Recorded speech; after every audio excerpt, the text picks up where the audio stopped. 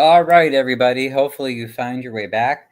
I am on my computer now, so I am a little freer to not necessarily to move around, but I can share things on the computer. And one of these days, maybe I'll treat myself to a new laptop with like a fancy camera and whatever. It has been some years since I've gotten a new laptop. Um, Let me see. I'm just going to make the meeting public. Hey, Diana, you made that transfer.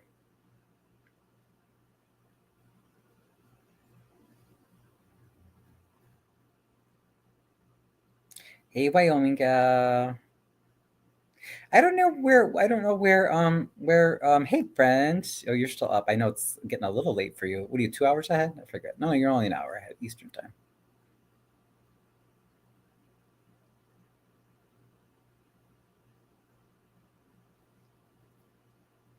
Okay, guys. Now I can finally check my messages.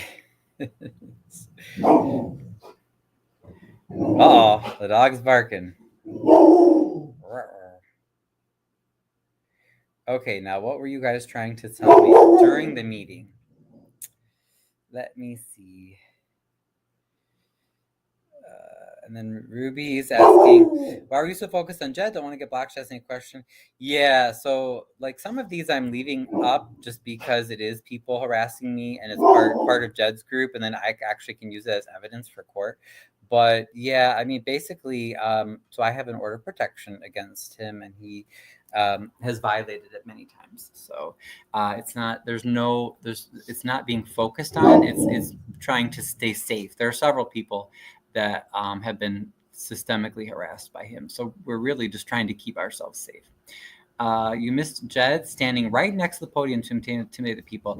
Yes, that was very uncomfortable, but I'm proud of myself because I said what I needed to say. But yeah, he was literally right there. Like, ugh.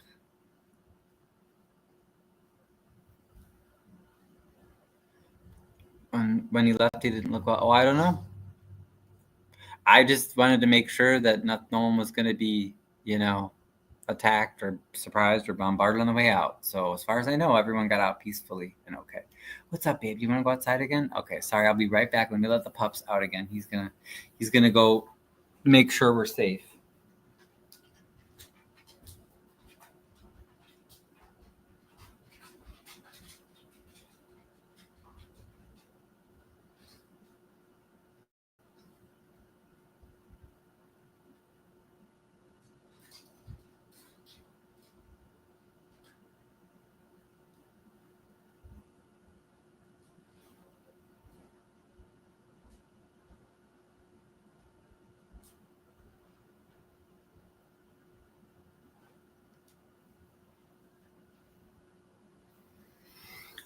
Okay.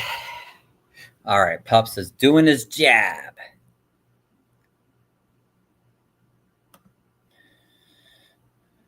He waited at the end near the door. Right. Yeah, we were walking out. He was still in the lobby. I would be focused on a person that had PPO on. Exactly. Yes, exactly.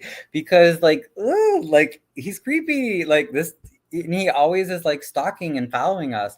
And then and then when it happens, then we get accused of doing the stalking and the following.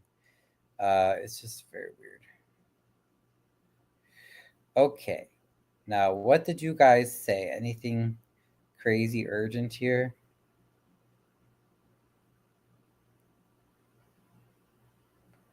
Oh, I see.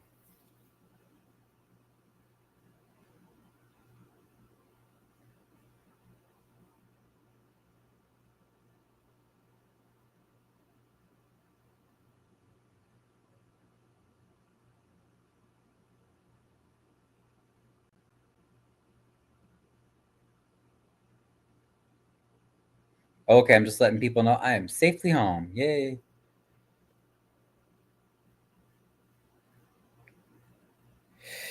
Yeah, so if you haven't tuned in, several people have orders of protection against him, and he exhibits stalking behavior and is working with the mayor to intimidate anyone that asks basic questions about city government. I remember it was Beth that said Jed didn't look well. Interesting. Looks like someone has nowhere to go sleep. I have no idea. Okay, you guys, let me see. Shall I pull it up? Let's pull up. There's probably going to be a lot that I'm going to fast forward through because Clark just talks, he talks a lot and he doesn't say much. I know Trina was on and Trina was like, Ryan, I'm so bored. Welcome to our lives, right? For the past however many years.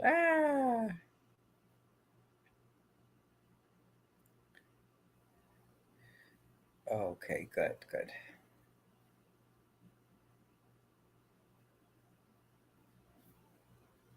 Now let me find it. There it is.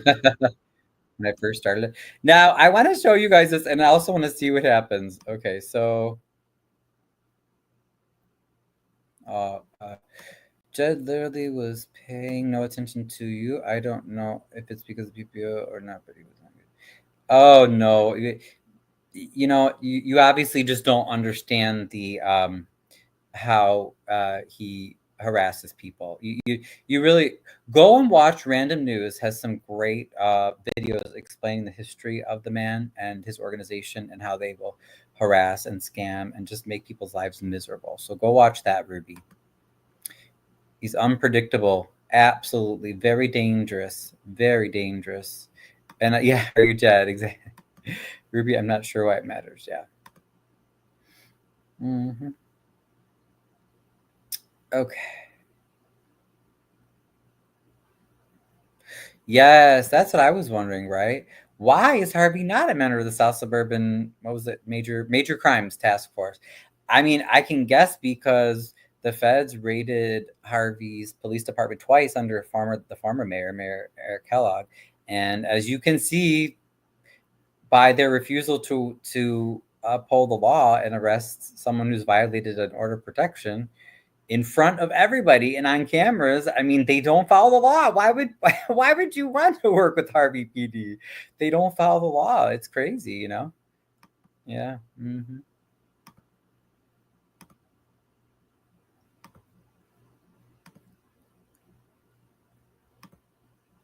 And hopefully my older computer doesn't freeze up again. It's kind of freezing up last night. Okay, here we go. So we'll start from the beginning.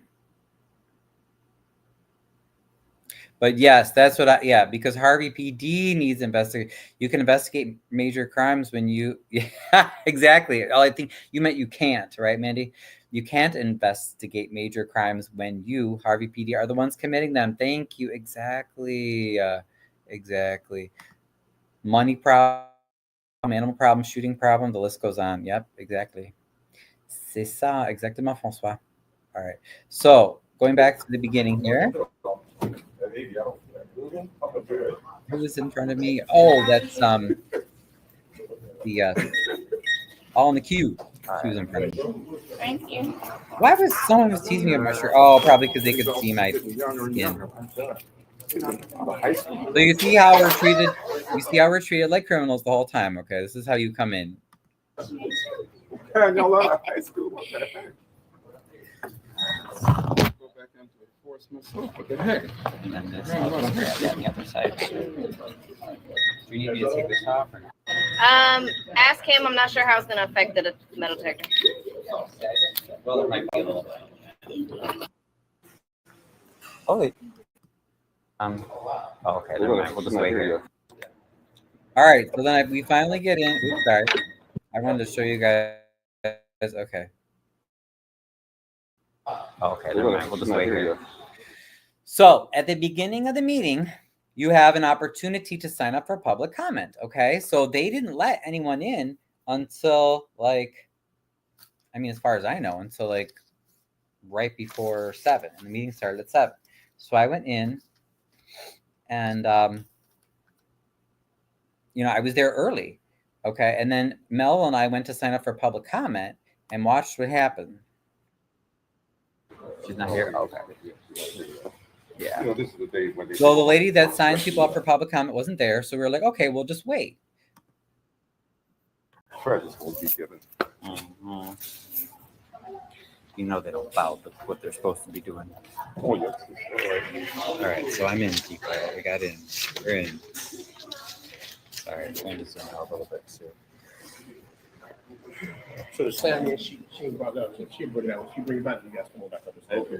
All right. Now, two things there. Did you hear? And they freaking lied to our faces. They said, so Melville and I were waiting to sign in for public comment. And the officer comes and he says, oh, she didn't come out yet. You go sit down and we'll let you know when she comes out. You can see when we got in there, Jedediah was already in there. How did he get in? If they just opened the doors.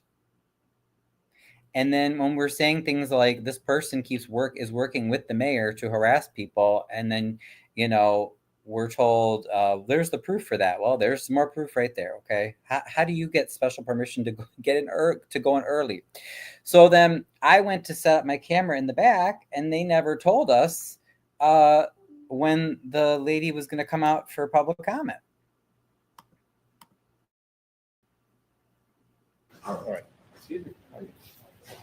Oh, I'll take one of those. Grab one of those. Yeah, I apologize for the color. Hey, now I see you. Now, yes, I was gonna say now I see you not in your roofing.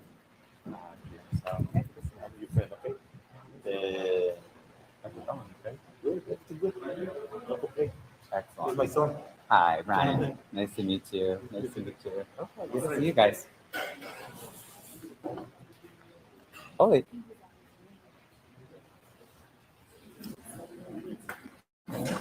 So, like I said, they just opened the doors. They opened the doors late.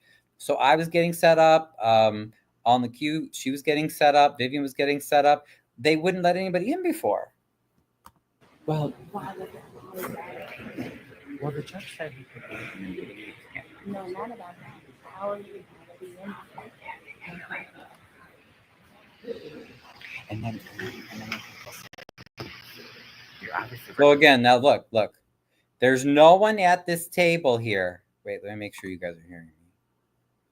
Okay, good. There's no one at the table to take the sign in for a public meeting. There's barely anybody in the room. Here comes Beth, and then Melville is up here at the table now, okay? The proof was right here because you was already here at the beginning. I was trying to see what the clock said. I know. So that's when. Okay, so that's when I guess the deputy clerk sat down and started. Then allowed Melville to sign in, but that she must not have been there very long. Let's watch. Oh Lord, now I got to set all this up. Hi, Melissa. You can sit right in front of me if you want. Right here. I'm just setting my stuff up here. No, I spoke in tongues. Do you? I do. I am on live, just so you know. All right, so then I'm setting up. Going all around. Doesn't take me that long.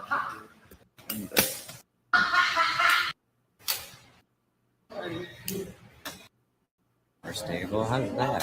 Aha! Now I do see the deputy clerk sitting here. So I guess then they were allowing people to sign in. Now remember, the policeman said you can't stand here. Go in the back. Go sit down, and we'll tell you when she comes up, and then you can go sign in. And they never did, though they lied. How was that? I got a new holder this week too, which I love. It's so much nicer. Who said, hey friend, she got your back. Thanks. Condolences to Beth. Thank you. I'm sure she appreciates that. I know she does. Hey, how are you? Great to see you. I didn't know you were coming tonight. That's awesome. Someone called me.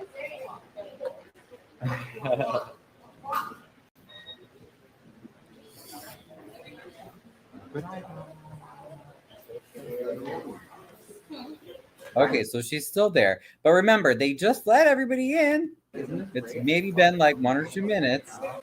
want to see when she leaves.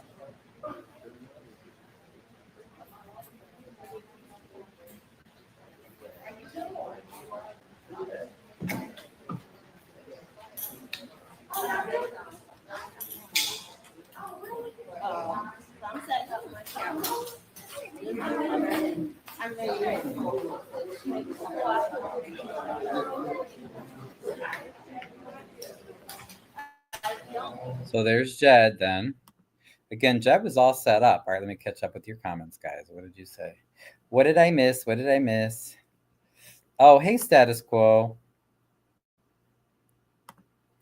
When Ryan went speaking, he had Jedi in his back. Watch the replay. Oh, yes, yes. According to the Daily Southtown in 2021, stated that Harvey needed to address deficiencies in its police department if it wanted to join the organization. Ah, okay. And that was during Clark's first term. Yep.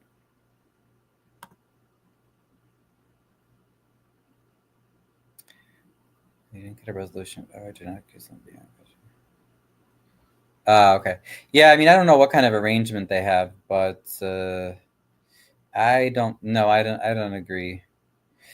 J&J, Jed is inserting himself into our affairs in the city of Harvey, and he is harassing people and putting people's lives and safety at risk with the protection of Harvey police. So if he wants to remove himself from, stop inserting himself into our lives and endangering our safety, then, he can do so at any time. Okay. Okay.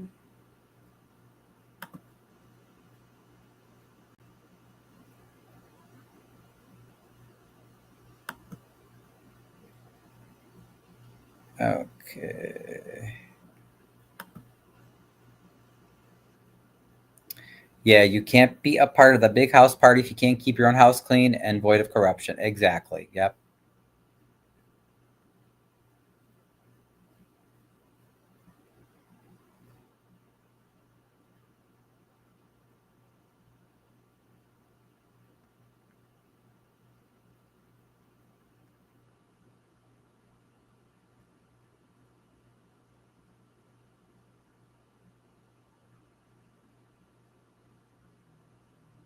Right, yeah.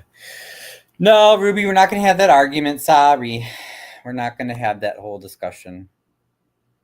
I have a right to guard for my personal safety. So, if you don't agree, I already told you, go watch the videos. Okay, so I set up.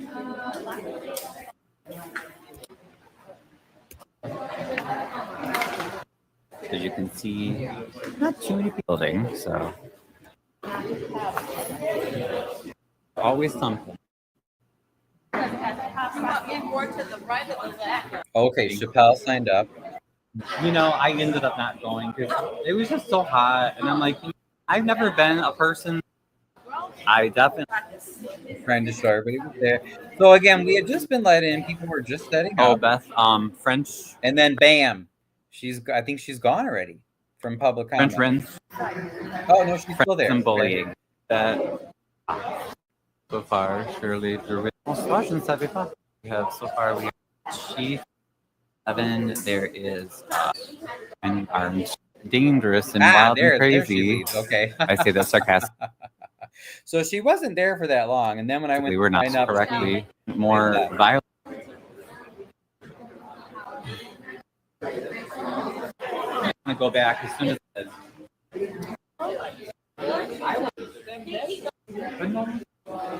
And that lady right there, that's Mayor Clark's mother. This is Lonnie, the gentleman that's over the building department. They do a lot of, harassing people and giving tickets that are unnecessary or invalid, unfortunately. This is Chappelle right here. She's talking to the cameraman for the city. This is Alderwoman Shirley Drewinski. This is Ramona Simpson, who I think is chief of staff for the mayor. I was going to say, and then I think I went over when the other cameraman was there. Yep, and then Colby and her mother come in. I said hello to Colby.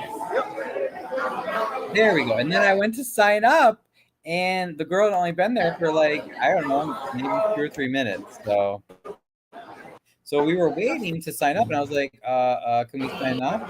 And they didn't want to let us, and then they ended up making a big stink about it. Now watch. When the police come. Oh, and then he starts reading his statement, like everybody's supposed to be quiet, and you can't clap, and you can't make a disruption. So I'm waiting. I'm like, okay, so when's the girl gonna come do sign up? Here's another person who wants to sign up. Now remember, the meeting has not started yet, okay? This is the thing that they always read before the meeting. Because they'll say they pull the public comment sign up once the meeting starts, but it has not started yet. So we're waiting, and the police comes. They don't want us to be there. I asked them, I'm like, hello. There, then there's a third person. So we all want to sign up for public comment we're there before the meeting starts. And then the other gentleman who was really rough with me during my arrest last year, that's Derek Charles, he shows up and he tries to intimidate us too. So they're trying to chase us away.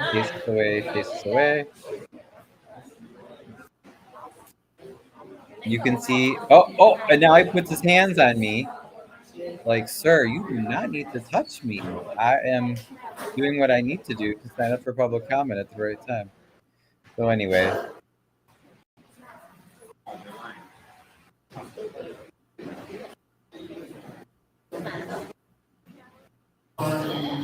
City Council meeting is Monday, August 11th, 2025. The time is okay, and then we have prayer, blah, blah, blah.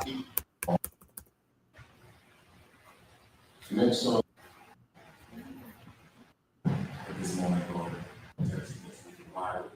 Which you can't even hear because they never talk into their mics like they're supposed to.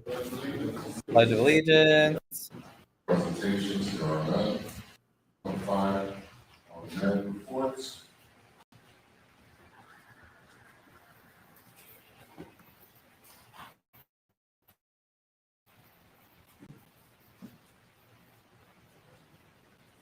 The third report.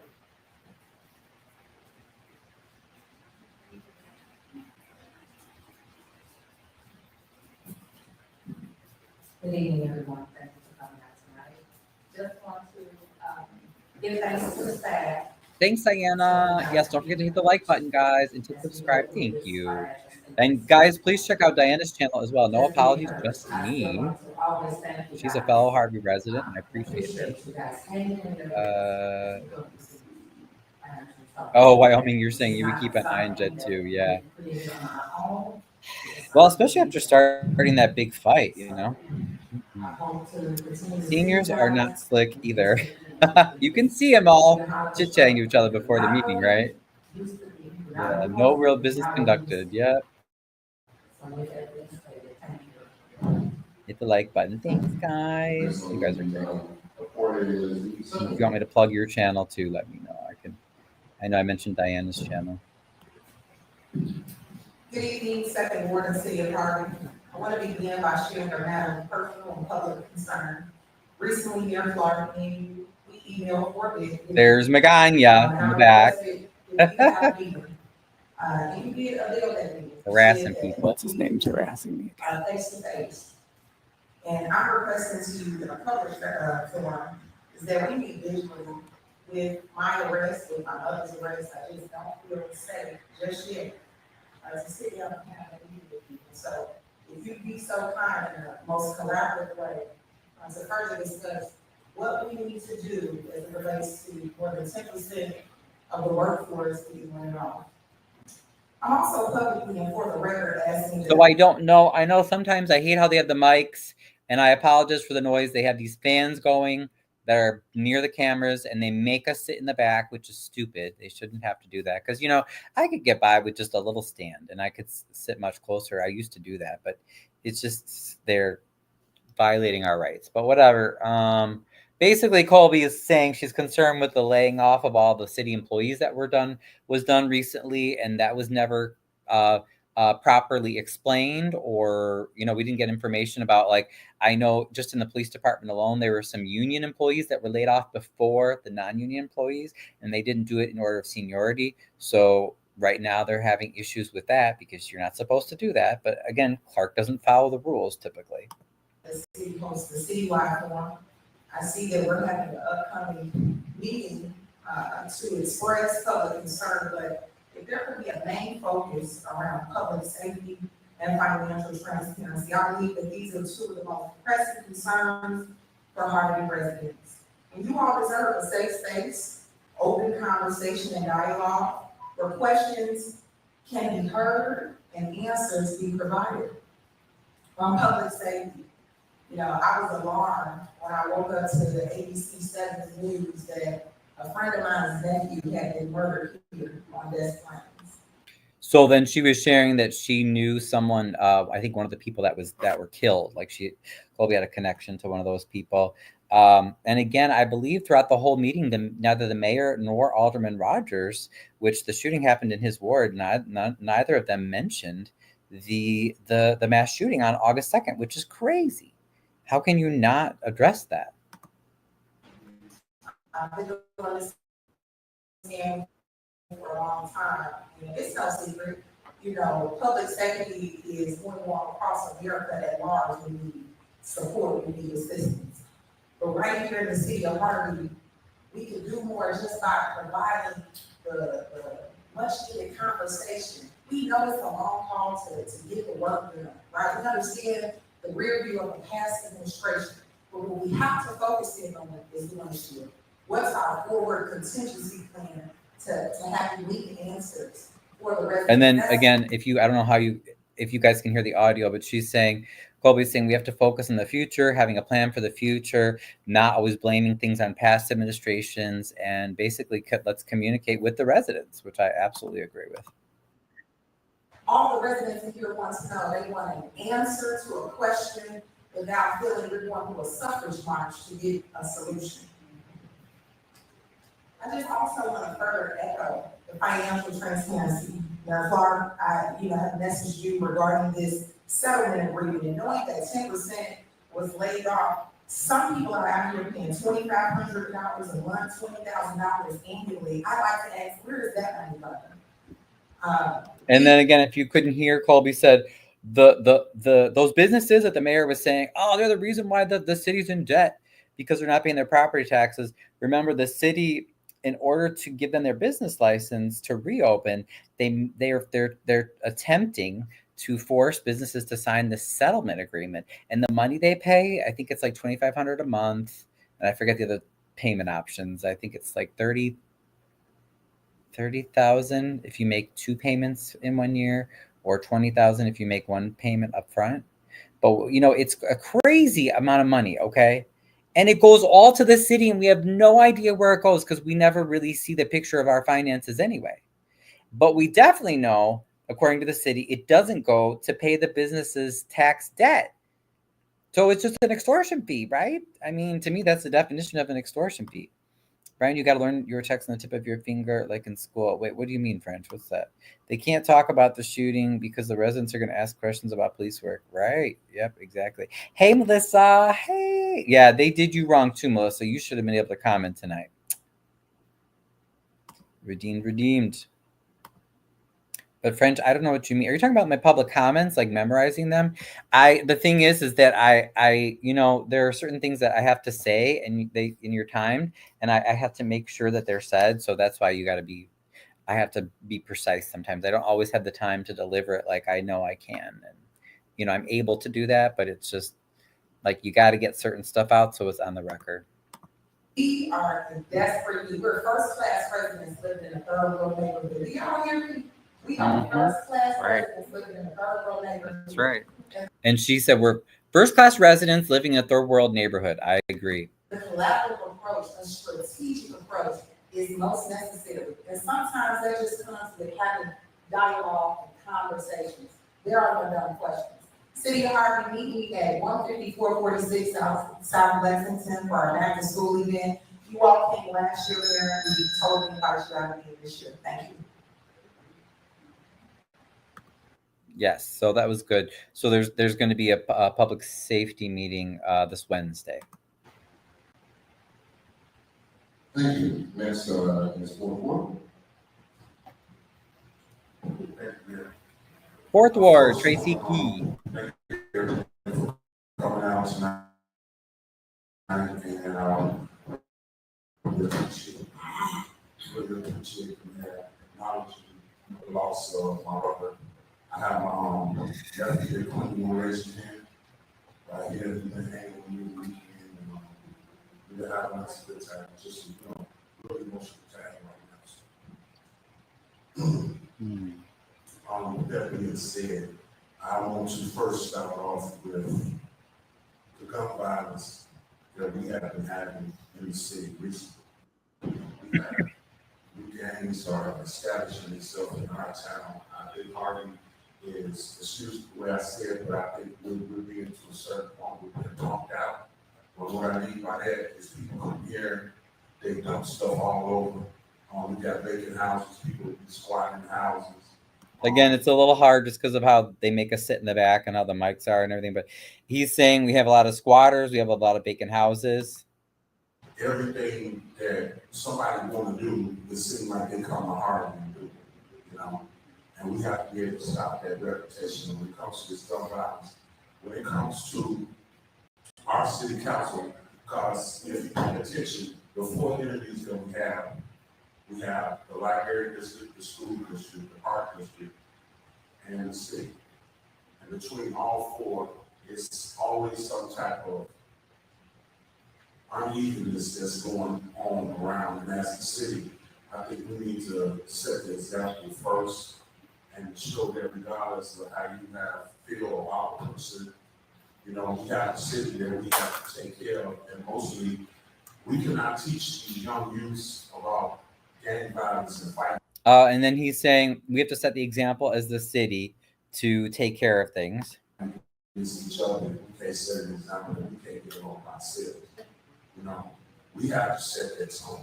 And then we can have people talk, and we can have the nerve to talk to somebody and tell somebody what they should be out there doing. He said we have to set the tone, and that before we have the nerve to talk to the youth and tell people what they should be doing out there, referring to the violence. When we got it, that is just as bad, So I think that's something that really need to be addressed. I'm also concerned about the recent layoffs that we had with the city, the way the city standing there. I'm putting the out here and helping do the best I can. But our city is really looking pretty bad right now, and we are in a situation I just think these need to be addressed and get things going in the right direction, show we can all help each other, what suggestions we have. It's time for everybody to put their sleeves on up. So finishing that, I will be having a public safety meeting this Wednesday, hosted with me and all the women chatting. And you see this more of those officers, 2 armed officers. The gentleman that just came in is Firoz Bahora. He is very involved in the Indian community within Harvey. So if anybody didn't get one, please, let me know. And I encourage y'all to come on out and give your concerns and suggestions and your support. Thank you. Thank you. Next is the fifth ward. Thank you, sir. I also would like to thank all the residents for taking time to be here today. I wanted to also just kind of give my praise. I believe that we have to give honor due, and to each and every one of our department heads. I want to tell you. And again, so quiet. The audio's so horrible, and they whisper. I apologize. The duties assigned to you have been thrown out of the window. You are not called the duty. I hate you, man, but I have to say this. Chief Davis, thank you, brother. Ms. Davis, thank you. Pastor Davis, thank you. Rick Sutton, thank you. most importantly, I'm going to say this because I've said it privately. Mayor Clark, I think it doesn't matter what time of day that I call, he's there. And many times it's, okay, where you at? And he pulls up. We have to understand something there. So I think he was thanking individual employees for some reason. I don't know exactly. I heard Talani threatening you on your live. She told that officer she has more people. I thought that's what she said. She's a piece of work. Right. I was pretty sure too. And I'm like, you know, instead of threatening, why don't you tell me why your niece attacked me? When you go speaking out, learn your tech. No, French, I don't. I know how to deliver a speech, but like I'm writing up my comments like the day of amidst working. Like I actually have to work for a living. Remember, all these politicians, they don't work. They take our tax money and they go on vacations with our money. They don't work. I work. Plus, I do all this stuff. It'd be nice if the administration were mandatory to live in Harvey. I agree. That's what I would like to see. Yep. Let's go back to residency requirements. Harvey used to have them. At the very least, Clark should, oops, sorry.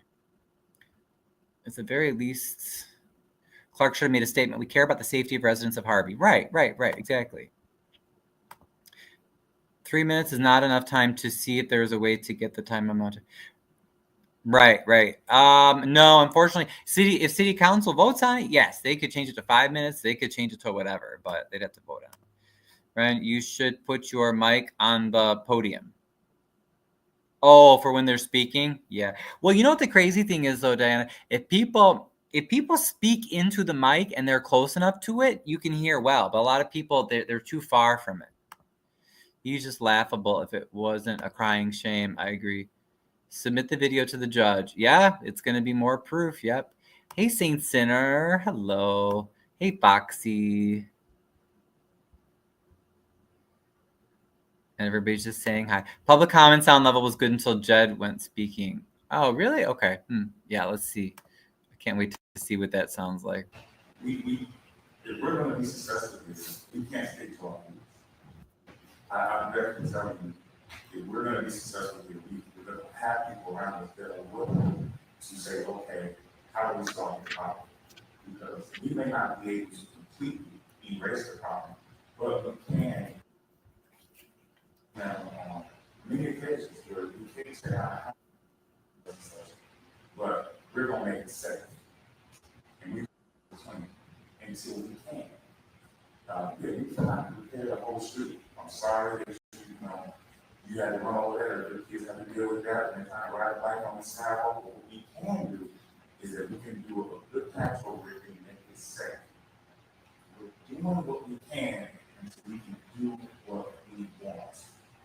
He said something like, if we do what we have, I think he meant to say, we do what we have to so we can do what we want to or something. Again, he talks so quietly. Maria, thank you. Because this call, the report is always that they're getting more than what they expect. And that's what we need. So we're going to do what we can do until we can do what we want to do. I want to thank all the residents that came out for our third working on the second. That was so great to see everyone out. And just get back in touch with what's going on, to see business, and what we're looking to do, not just now, but also in 2026. Got a lot of input from you all. Most importantly, I'm starting to see the residents that are really understanding the issues and what it takes to solve them. And that's why they're becoming really more patient, because they can see that we are doing something. We're not just ignoring it. It may not be the best thing, but we're doing the right thing that we can do right. Thank you. Next is the sixth ward.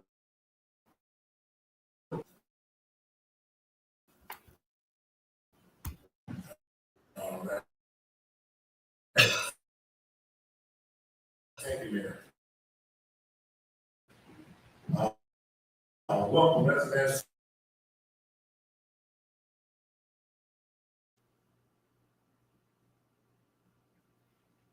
Trying to hear Ryan talk about Joe. Yeah, no, yeah, yeah. I think Jed is a lot of people in YouTube chats. Yep, or his cult. Yeah, they harass you, and then when you try to speak out and defend yourself, then you get accused of harassing. Like they what do you call it? They gaslight a lot.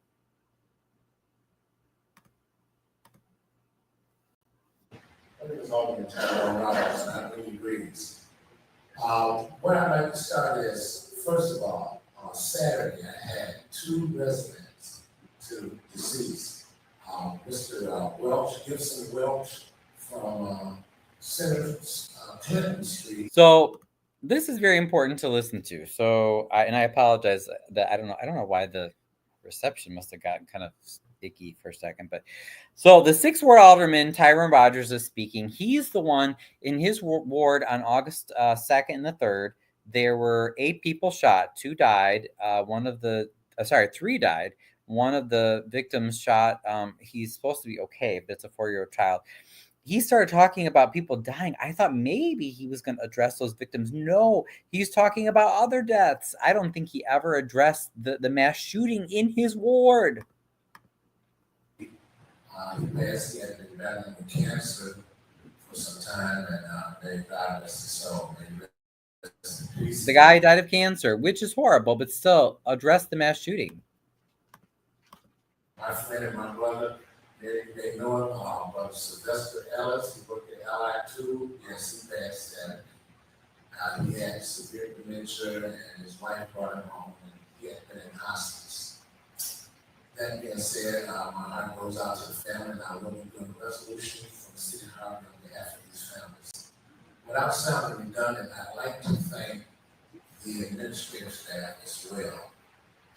Without letting the cat out the bag, we had a very productive meeting with South Suburban College. I'm not going to say too much, but there will be a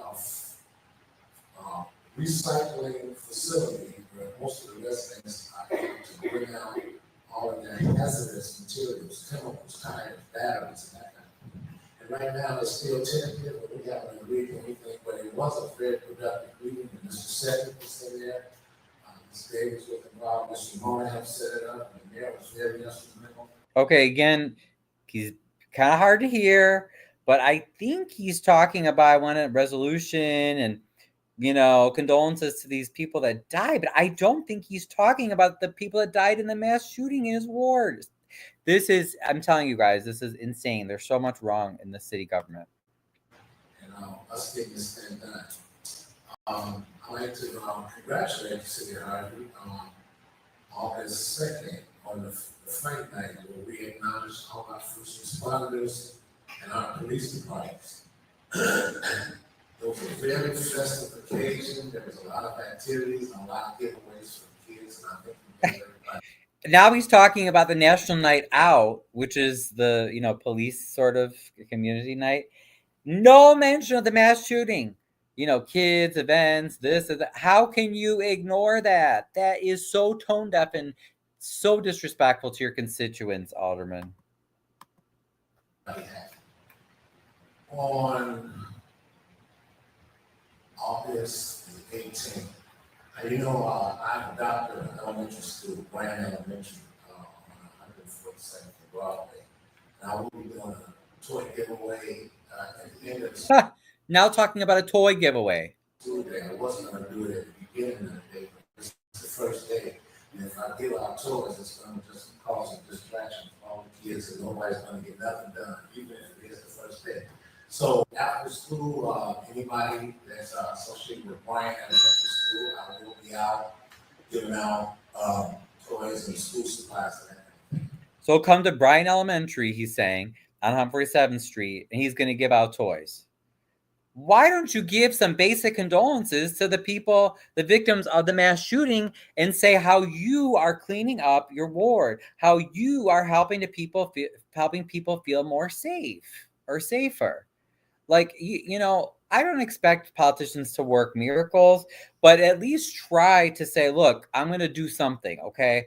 Look, let's all come together. I'm going to have a ward meeting. Wouldn't you have a ward meeting if you had a mass shooting in your ward? Diana, you could help testify to that.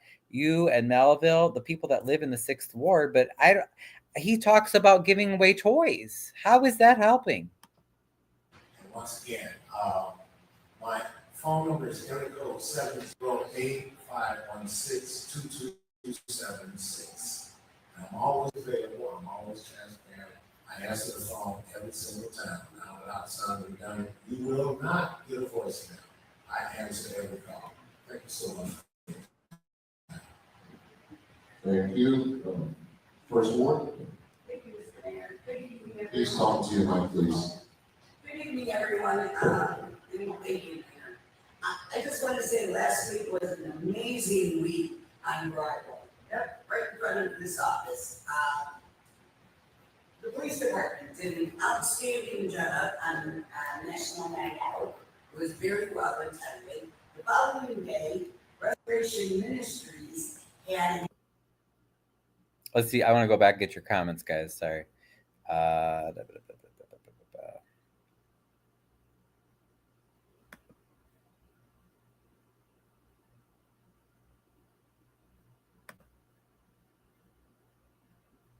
Hey, Beth. Did you see where he was standing, Wyoming gal? Jed? I think, yeah, he was in the back and then he was up front. He kept moving around. I can't see clearly French on my phone picture. Not great. Toy giveaway or gun giveaway? It's so tone deaf. You know what I'm saying? Again, you don't have to be perfect, but at least acknowledge it. Give condolences and say, guys, let's have a ward meeting. Let's all work together. But I will take the leadership because that's what you elected me to do, right? It does kind of seem cold-hearted. I can't stand these alder. That's your alder person, incompetent. Hi, Beth. Yeah. And then Shirley comes on and she's like, Restoration Ministries did this great event. Okay, wonderful. But again, are you gonna address the elephant in the room? What about the mass shooting? event was the art show. Now, I don't know if anyone attended, but there was over 150 people, and I happened to go with the clerk. And that was amazing. People from Homewood, people from South Holland, throughout our communities here in Harvey participating in this event. It was beautiful. In case you don't know, Restoration Ministries offers art classes, dance classes, jazz band, ballerina for $10 a semester. And it's really amazing. It was a fun-filled night. We were all outside. I took pictures. It was a beautiful night. And again, all that she's saying is true, right? Restoration Ministry does some great work. They had a great event on Broadway and everything. That has nothing to do with the city of Harvey. You guys, as the alder yes men and the mayor, you harass every possible person and organization and business that you possibly can and extort them for as much money as possible. Restoration Ministries does those good things despite the city, not because of the city. I mean, it's crazy. Like, why are you claiming credit for what they do despite your efforts to make things difficult on everyone in Harvey? I was very excited. Right here in Harvey, and our sister communities coming to visit us. I want to echo some sentiments on what the previous author was down had said. The third world neighborhood. Oh my God, that took me back to Nikki Graves. If anyone remembers Nikki Graves, used to always call Harvey as the ghetto. You know what? We're not the ghetto, and we're not the third world neighborhood. We're not the ghetto, she says, and we're not the third world. Okay, well, it surely doesn't look like it, Shirley. What are you doing to make it better? Not much, but you're collecting a paycheck, aren't you? We are first place, just as Aldermanic had said. If we adapt to that mentality, then we will be working very diligently to become a good neighbors. Last week, no, I just take it back. Saturday, right down the street from my house, Alderman Keys talked about the Vikings. I live on Union Street. This occurred on Emerald. There was a party, over 150 people in attendance at a house party. Now, thank God there was no violence, but nevertheless, it's hot out there. People are drinking. Violence can occur. We have violence throughout the the south suburbs. In every community, we have to be watchful. It's not the police department. Okay, so I guess she did sort of mention the mass shooting then. She said there was a house party and it was really hot, and it's not just the police department, and we all have to watch out. Okay. It's not the mayor, because I gotta tell you, we have a It's not the mayor? So he makes 6 figures to live in another town that's not Harvey and use our police to harass his opponents and protect people like Jedediah who harass his opponents for him? But they're not actually out there stopping, preventing violence? But that doesn't concern the mayor? Doesn't make sense, Shirley. Sounds like you got something to gain from Mayor Clark. nominal police department. Public safety, as people talked about, absolutely. They are spearheading a public safety meeting. The town meetings, if you have questions, as Alderman Colby had mentioned, come to the town meetings. The mayor holds these every so often, and all your questions. Come to the meetings where the mayor never actually answers questions. Got it. So you're saying a bunch of nothing, Shirley. Got it. So you are our top priority, and yes, we are first class. Thank you. Thank you. And yes, we're first class. But what are you doing to actually make that true, Shirley? Again, nothing. You just take money. You take our tax money and you're doing nothing. What about, why didn't you answer your residents' question about what happened Saturday night? There were a whole bunch of police by 159th and Carroll. Why didn't you or the police answer your residents' question about that? That's a pretty basic job being an alderwoman. Going for their reports. Next on the agenda is public comment. Okay, public comment. I'm skipping his stupid statement that he reads. While people have freedom of speech to say what they choose regarding particular issues in the city, it does not necessarily mean that what they are saying is true. This is their opinion, and they have a right to it. He loves those disclaimers. In other words, don't listen to the people saying bad things about me. It's just their opinion. It's not truth. Yeah, Wyoming gal, but we have a toy giveaway. Exactly. Yeah. We've had a mass shooting and we knew about the gang conflict for years, the police say. But don't worry, we have a toy giveaway. Nothing wrong with toy giveaways, but that's not what we're talking about. You know what I mean? That's not going to address the issue. They think about themselves, exactly. Living in a bubble, exactly. If Tyrone Rogers did not do anything for those people buried in their apartment, clearly he's not going to address the shooting of the streetwalker and the union meetings at the abandoned car wash. Exactly. Right, exactly. Like, why is a leper going to change his spots, right? Unless something changes, or he feels the heat. You're right. Safety. It did not sound like the mayor or police will not be at the meeting on Wednesday. Oh, or like in other words, they're not going to be there. Yeah, I'm guessing they're probably not going to show up.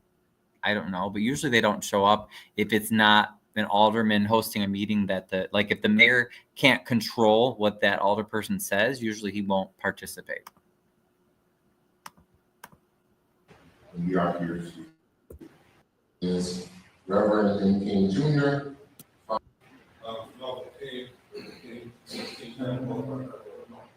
Okay, so this is Melville.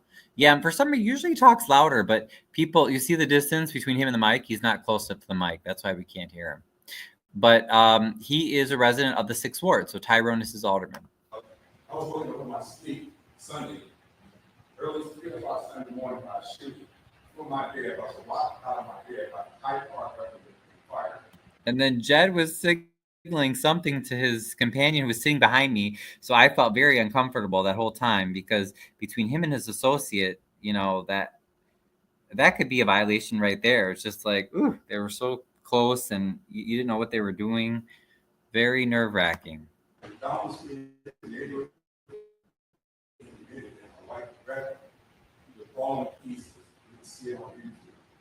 on that same street, Because my neighbor across the street said she's going to move out Harvey. The reason she's going to move out Harvey, first of all, she bought a house. Hey, Melissa, you're back. Okay. About Delaney, yeah, I heard. Okay, so it sounds like what Delaney, the threat. She said something like, "I know other people" or whatever, but I don't. That's crazy. I'm glad I got it on video. Hey, Jabbar, yes, thank you. I am home safe. Thank you. House in Harvey about 3 years ago. With the idea of having a nice place, not in the city. And so now she's there, and they broke into her house, and they also tried to steal her car. What she's really mad about is that the Harvey police showed up 17 minutes late, while the neighbors said that they were out there 17 minutes late. And by the time they got there, it was all over. My suggestion for the Harvey police, since I was the chief years ago at Bienvenue, is to station somebody on the weekends, on those Sunday nights and when things are happening. Why should it take you 17 minutes to get to a place when you should only be stationed all 6 wards? Now, something is wrong with that picture. I don't care how many officers you put in here for this, but it's not enough officers on the street. And you guys know what we're festival. I go. And Melville said this how many times? Other people have said this, and he's absolutely right. He said, why do we have all these people, these officers in City Hall, and they're on the 6th ward where we just had a mass shooting? Hello. Absolutely nuts. Absolutely nuts. We didn't know what they were doing. Right, Beth? Didn't that make you nervous, Beth? That made me very nervous. And yes, please show that to the judge. Yeah, about the having Jed in front of us, and then his whatever that guy was, behind us. It's just like, ooh, very, very, especially when you've been, like Beth's been assaulted by Jed and his associates. I was assaulted and battered. It just, it makes you very nervous as a victim. Jed touched the bill of his hat. Yeah, it seemed like there was some sort of signal being given, and that was very weird. I don't know what that means either. Must be a signal. Right. Unsettling, scary. Exactly. That's what we're talking about. That stuff is intimidating, and they should know that, Because I got to be waking out of my bed, and my wife and I and all my kids in danger for getting shot because people are late. They come there late. I did get footage. I had told the officer I couldn't get enough footage to write footage because the video didn't come out good. I did see some flashes, but I didn't get the right footage. But here's what I'm telling you. We can't have this. I'm going to tell you something. There's some promises made. Some promises made by the individual. It said lower the minimum bill from $59 to $39. You only pay for what you do. Make bills more transparent so you can calculate your own bill. Lower the current water rate from 78 cents to 25.06. Lower the current sewer fee from $10 to $7.50. Remove the $2 administration fee, which is still sitting there long after the campaign. Lower the connection fee from $100 to $25. Last time I was at City Hall was an 80-something-year-old. Okay. Okay, and again, it might be a little hard to hear, but he's basically saying, lower the fees on, like, there's these crazy fees on the water bill for water, for sewer, to reconnect your water, these crazy fees. And he's saying it's ridiculous. Like, we pay for every water bill, we pay $2 for an administration charge. Like, what the hell is that? We already pay enough in taxes.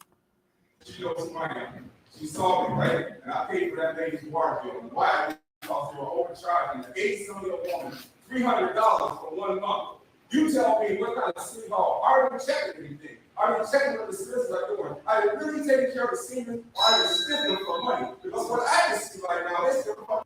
All the inspectors, all you people are supposed to do your job, you're not going to inspect those people. And to support the police, I say support them, but at the same time, allow police to patrol certain areas at certain weekends and things. I'm tired of sitting even this meeting every time I come here and watch the prostitute, the same one is still operating out there, and I come here and I'm being told that they moved on this one, because I see her every time I come home. And I'm talking about Thank you very much. Oh, okay, and then he said basically, you got to, why aren't you taking care of the seniors? And I always see the same prostitute in the 6th ward all the time, and basically, is anybody doing anything to help her? No one cares. That's like by Paulstead and 147th areas, like where there's a lot of prostitution that goes on.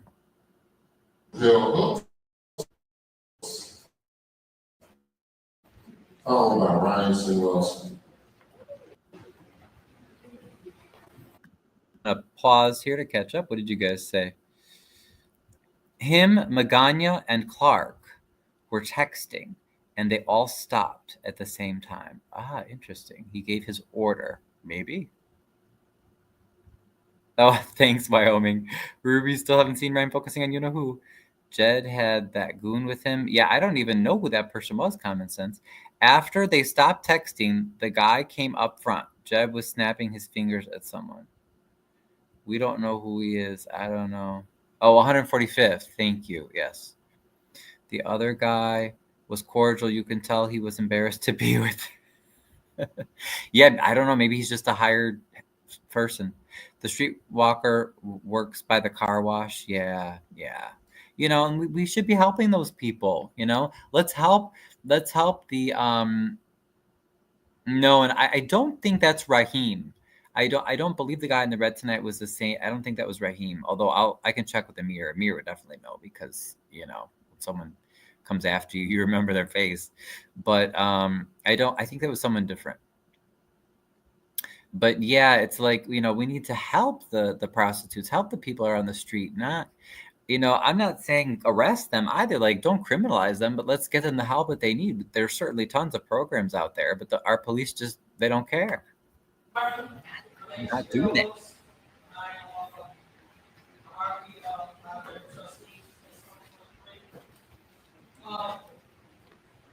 Let's talk about the gun violence,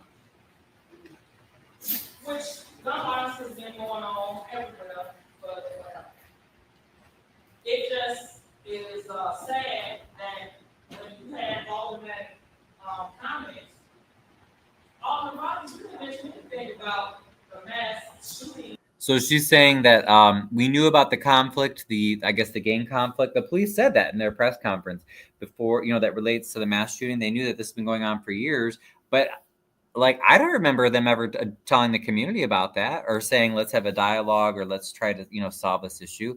So if you've known about it for years, like have you addressed it at all? And she said that Alderman Rogers didn't say anything during his comment about the shooting. And the shooting in front of Delaware King's house, those 7 people got shot, including a 4-year-old boy. But 2 people that was the suspects, one was killed and one was shot. None of that. Y'all ain't telling the people nothing. Then the police get up there and Absolutely. We don't get told anything, Chappelle. You hit the nail on the head. From small things to huge things like a mass shooting, we get told nothing. Press conference and then you state that y'all didn't know who did it. Y'all know who doing this stuff, and y'all letting them go all around through Harvey, shooting and killing people. So that means that you all are allowing this to happen. There's no such thing as that, oh, well, the police can't stop it. No, yes, you can, because if you stated, and I believe it was you, Charles, said that, and y'all gave the addresses, the dates, the times, and all this stuff, y'all knew all this. Why y'all ain't stop? Exactly, that's what I said. So if they knew the history of this gang fight or this drill rapper battle, whatever, why wasn't something done? Why are they just saying now, oh yeah, we knew, don't worry, Harvey's safe, we knew about this for years. Okay, well, so what were you doing besides going around protecting Jed while he harasses me and other people on the mayor's behalf? You got Kentucky was killed on my birthday. That's right there, right behind where he stayed on what line 107 line. And she's talking about several years ago, there was a young lady that was killed, Contavia, I think Jackson, forgetting her last name. The other little girl that Willow got shot. I mean, you got all these people and these innocent kids that's been killed and nothing to do with the clubs since y'all closed down to the clubs. Oh, Chappelle's killing it. Because remember, that's one of the things when the mayor got elected in 2019, he said, I'm going to close down all these clubs because they're ruining Harvey. They're causing all the violence. And she's right. The violence where some of these children were hurt or killed had nothing to do with the clubs, because the way they were extorting and or, really just trying to shut the clubs down wasn't right. There's a right way to sort of, regulate things and make sure things are being run in a fair, safe way, but the mayor didn't do that. He just basically put a whole bunch of people out of work and shut down all the clubs. And nothing to do with that. We losing businesses. We talking about all this money. I mean, what y'all gonna do? Just tell everybody what y'all gonna do. Because this don't make sense. Yeah, we first class, but how? How are we first class? But y'all show got these 100-screen TVs sitting up here talking about we broke, ain't got no money. Hassan got away with $6 million in back taxes. And I hear all the women stuff, they mentioned nothing about that when y'all was talking about the $6 million ain't get. What happened to that? What y'all gonna do? And then so basically she's saying if they were really bothered by things that were happening with Hassan, one of the Harvey businessmen, then why wasn't anything brought up years ago when Mayor Clark was the alderman for the 3rd Ward, where Talani Smith is now the alderwoman, and that was his ward, from 2014 to 2019, and nothing was ever said. So now they're gonna send Jedediah after him now. That sure looks like political retaliation to me. It doesn't look like they're actually concerned that the guy was really doing anything wrong. I mean, y'all sitting up here talking all this stuff about what's good and giving all these people those. I can't see how. Where is it showing? The people about to say they've been laid off because they ain't been doing their jobs. Harvey been looking like garbage. So y'all need to do something about all this. You tell him, Shabbat. She said, y'all need to do something about all this. Okay, let me get caught up with comments. When I talked with him, he wasn't like Jed at all. Oh, okay. Did you talk to him? Yeah, to me, he did seem like a different person than the Raheem guy. Does she need help? Exactly, Wyoming. That's what I mean. Like we have, and Harvey says, they talk, they say, oh yeah, we work with the county about this program to help people, get off the street if they don't want to be a prostitute and all this other stuff. I mean, okay, great. Talk is cheap. So do it. Help the person, right? Okay, Vivian was behind. Yeah, she was like to my left filming. His whole demeanor was different from the other guy. Yeah, I think it was different too. I think it was a different person.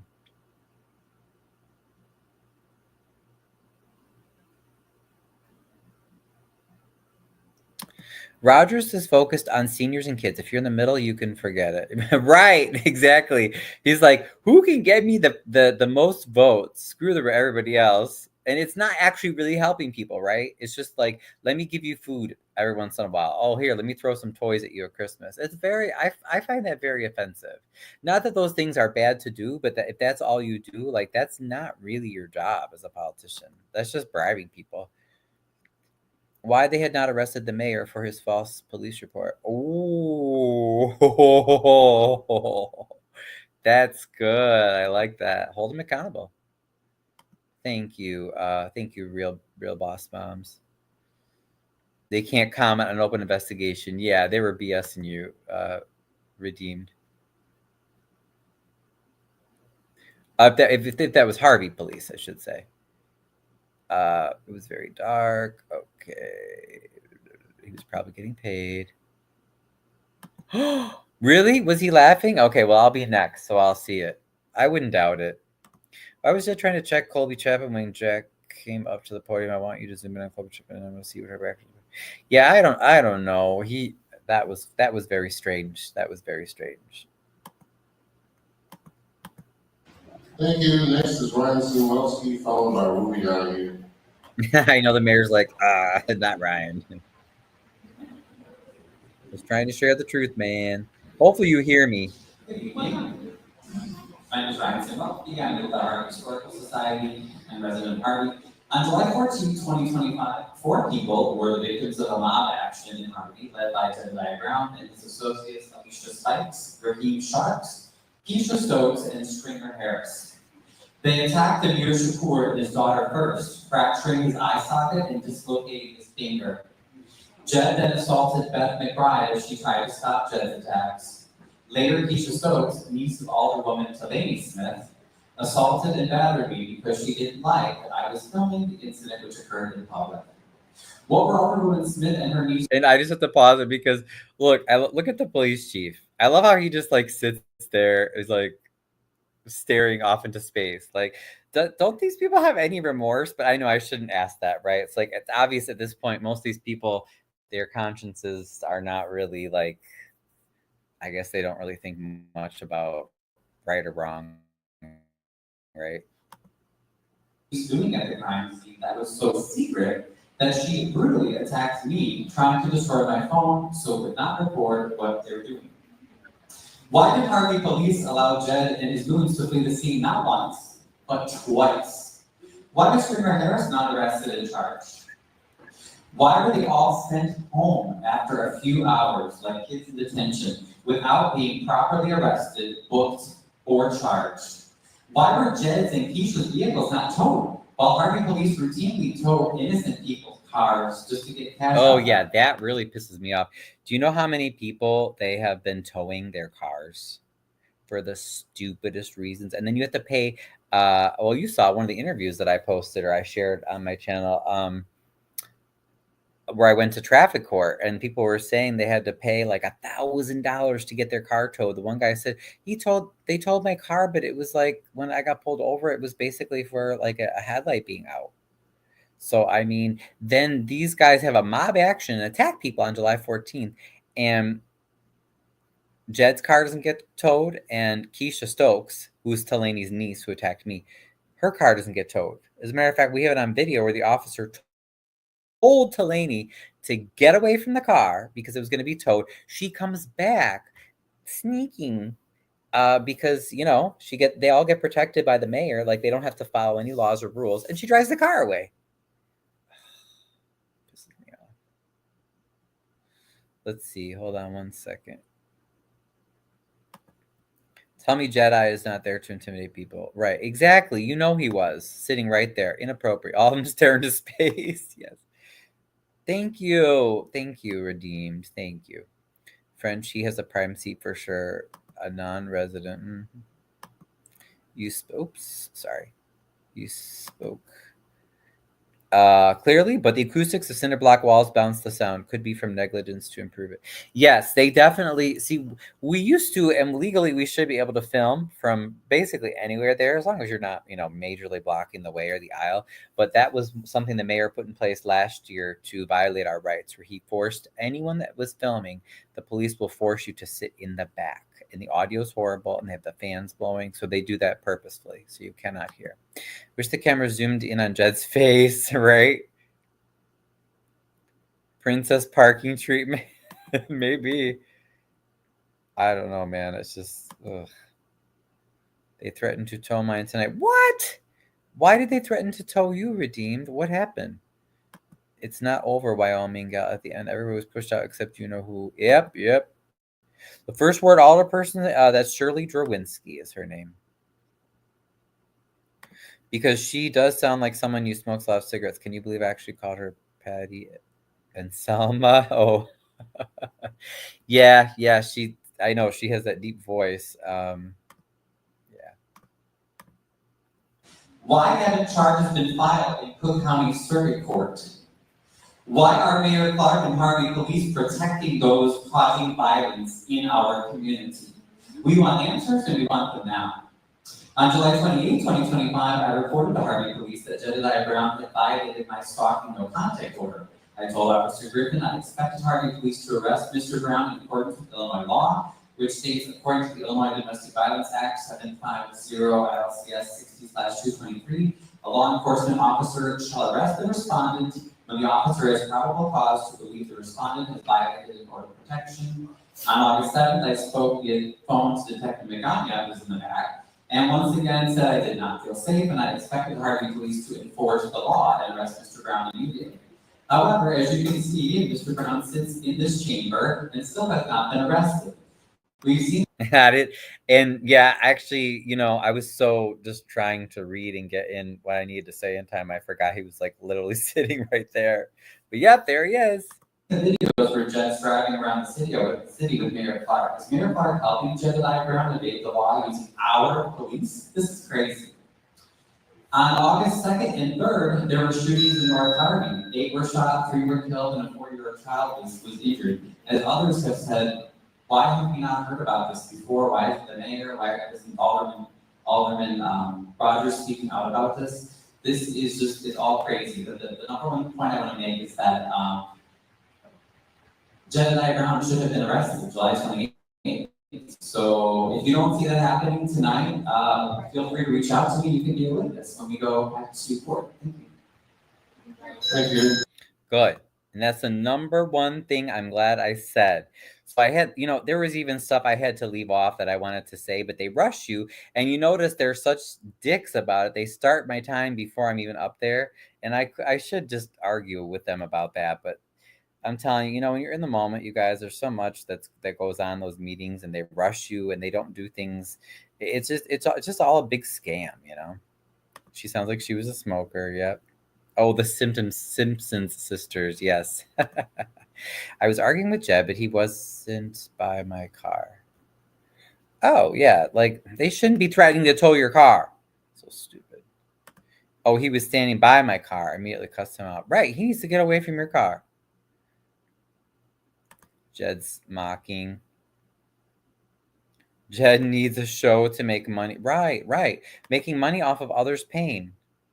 You're a good run. You have courage for sure. Be careful. Yes. Redeemed is fearless. She's fearless. Next up is Ruby Donahue. And thank you, French. Thank you. Yeah. And I wasn't dismissing what you were saying about the trying to be more dramatic with the comments. I definitely can, but like I said, I was just trying to get certain information in because I want it on going into the public record. Okay, and then Ruby comes up. Ruby, we can just totally wait. Let me see what Jed's. Okay, whatever. But you know, I might as well just skip through because Ruby's always someone that I'm pretty certain the mayor puts her up to speaking, and they always end with someone like her who says the mayor's so good and everybody just needs to not be divisive and come together and blah blah blah blah blah blah blah. Why do you coming why yourself to the extent that we are not really. All right, so I'm gonna skip Ruby because she's just doing what she's saying what Clark wants her to say. Okay, you're not missing much here. Let's go see what Jedediah has to say. The building department is good. The work good. But the squad situation that has become more Come on, there you go. Hey, City Park. Jealousy is not rational because I just saw the police chief actually did look up for that. I think he was probably scared too because you just never know what the person's gonna do. Jed's proven he has no boundaries. Absolutely. Stay prayed up and strapped like a car seat. I love it. I don't know what the lady in the yellow was talking about. Yeah, she, like I said, she means well, but unfortunately she's not standing against she's not asking the questions to get to the truth. She's just concerned with making the mayor look good. No home. I guess she's Clark's plant main. Yeah, you know, it's sad. It's sad that she's not standing up to ask the questions that need to be asked. violence and fair, but the point is Jedediah needs to be arrested. But moving past that, what I want to say is I remain shocked that I was cut off with the time of 3 minutes. And I asked the person who invited me here Aldermanic Jackman, what has happened? Now that I've come here and I'm trying to figure out what's going on according to what you said, I found it, but the treatment that I'm receiving from your base, your supporters, is really.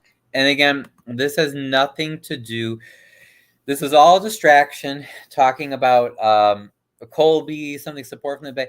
You know, any conversation that was had with Jed or his teammates was that was before the mayor had a meeting with him, and he decided, and Jed all of a sudden flipped and decided that Mayor Clark was the best thing since sliced bread. So, you know, it's all a distraction when he's saying this stuff.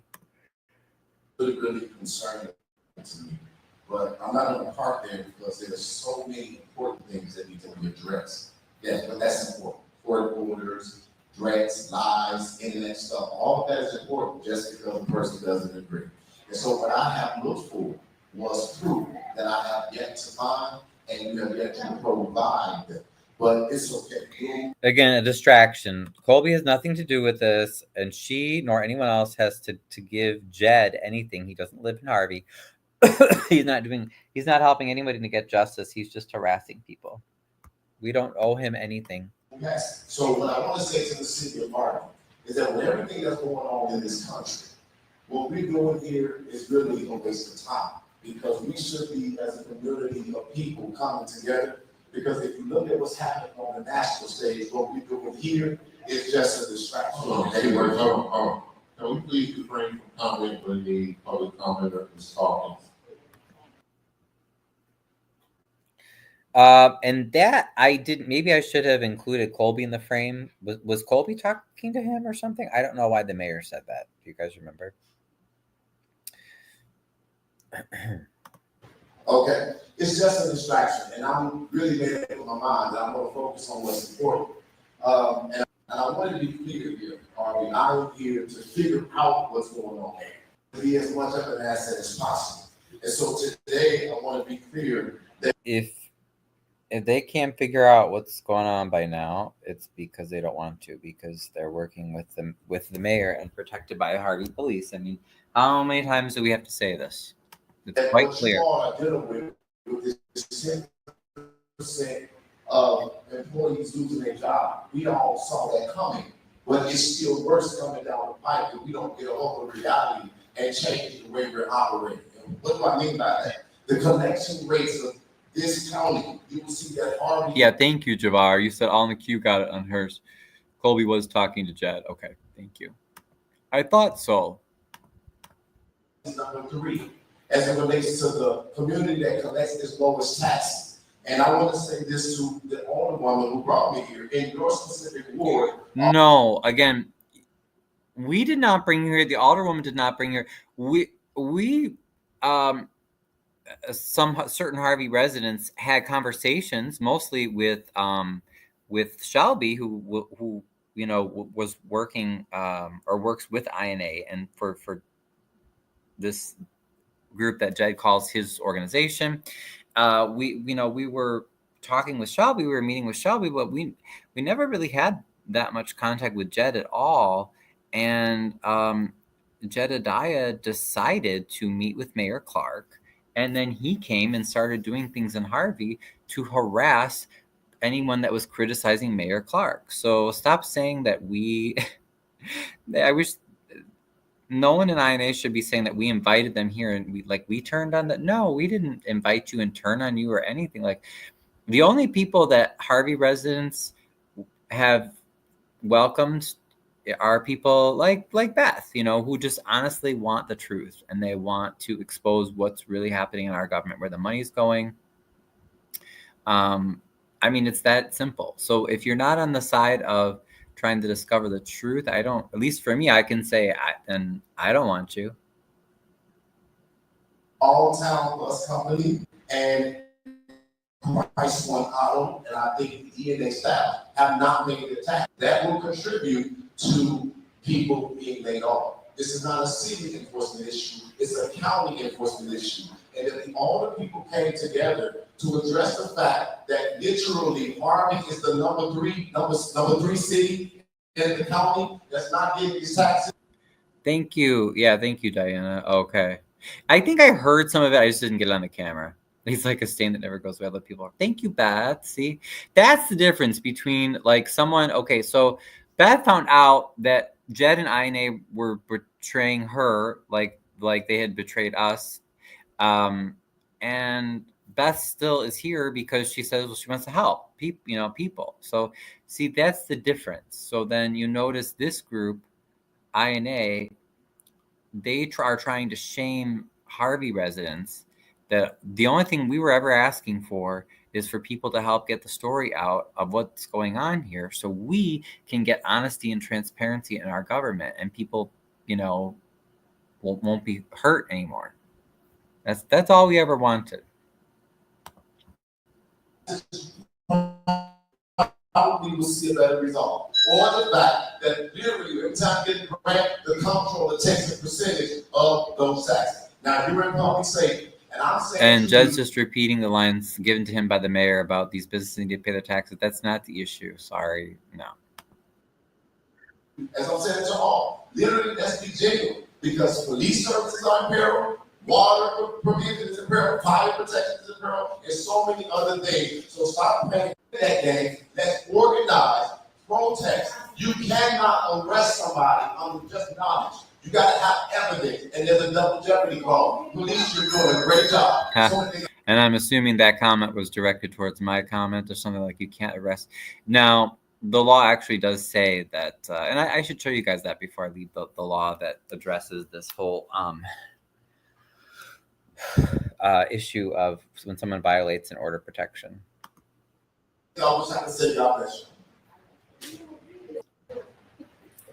So that was a whole bunch of nothing.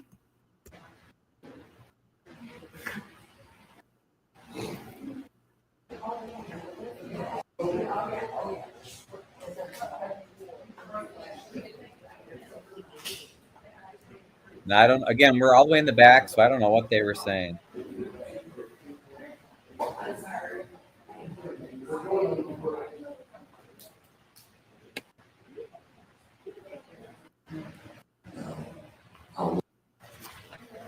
When I read the initial statement for public comment, is that you need to be courteous and respectful at all times. Now, either we can apply that over the whole group, and we all get it, or we don't apply it at all. I didn't pick who signed up. There you go. I like that. And Beth, you said Ina's been talking bad about you. Exactly. That's what we're fighting, And it's pretty sad when the police won't even enforce the law to help you, And I agree, French. When you first started following Dalton and came in at first, you thought it was a good idea. After a while, you realized there's a devil behind it. That's how I felt too, right? Yep. That's how I met Carl, and I started, I learned a little bit more about what was happening in Dalton, and I was like, oh, that's cool. This guy seems like he's trying to help. And then, we looked deeper, we found out more, and then eventually, we saw, oh, this is about someone, being a hired gun to harass people for money or whatever else that he might be getting. And that's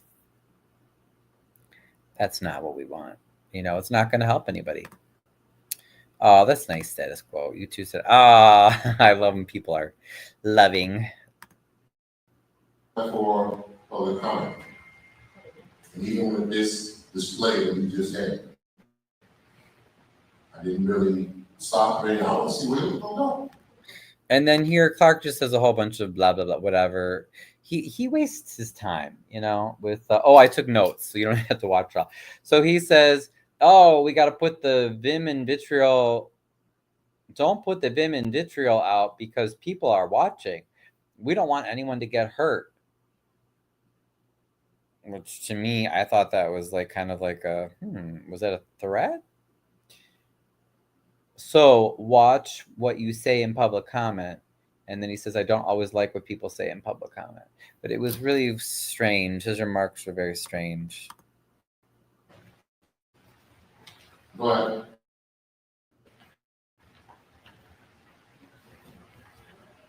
people are going to get up and they want to say things. One of the strangest things that I saw in my lifetime was a guy by the name of John Lennon.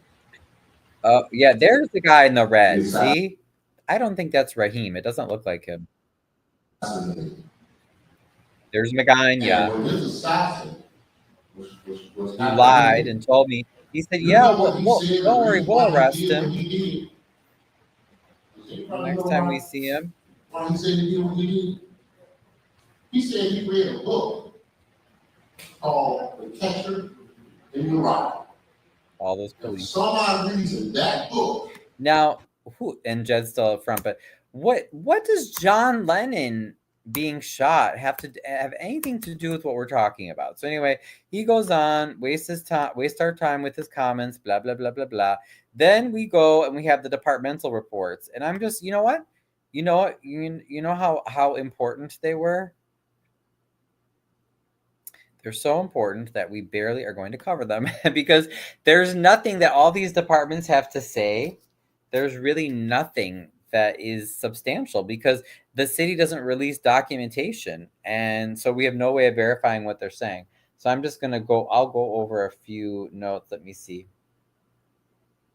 Korean didn't say much at all. Then the chief spoke and he said, he did mention the mass shootings. He said, this is not the time for politics. This is an ongoing conflict. They're going to be doing more traffic stops. Oh, and this one I was like, seriously? He says, Harvey PD is serious about enforcing the law. So that's why you didn't arrest Jed tonight? Harvey's investigating the death of a 28-year-old that was killed on Calumet Avenue. That's the one on early morning, August 3rd. In connection to the mass shooting on August 2nd. He says crime's down, despite people saying it's worse. It's on us as a community, not just the police to solve crime. I love how they never have any responsibility. Clark interrupts again, totally out of order, and says, there was a murder in South Holland, and Harvey's not a part of the South Suburban Major Crimes Task Force. Why won't they talk to us? Why won't they let us join? They wanted our help, but they're not going to help us, right? The closure rate is up, right, Detective Magana? And of course, Magana is the loyal employee in the back. Yeah. And he says, we're tired of not being a part of that group. Maybe it's because the police are the ones that are committing the crimes in Harvey. Why would other police want Harvey to assist in helping to solve major crimes when they're worried that our police department is full of criminals? Just saying. Let's see. How about my eyewitness testimony? Jed beat Amir. Yeah, exactly. A lot of people think good about you, but you don't know it. Oh, that's nice. I quit following Jed around the time he gave Burgundy that 48-hour notice.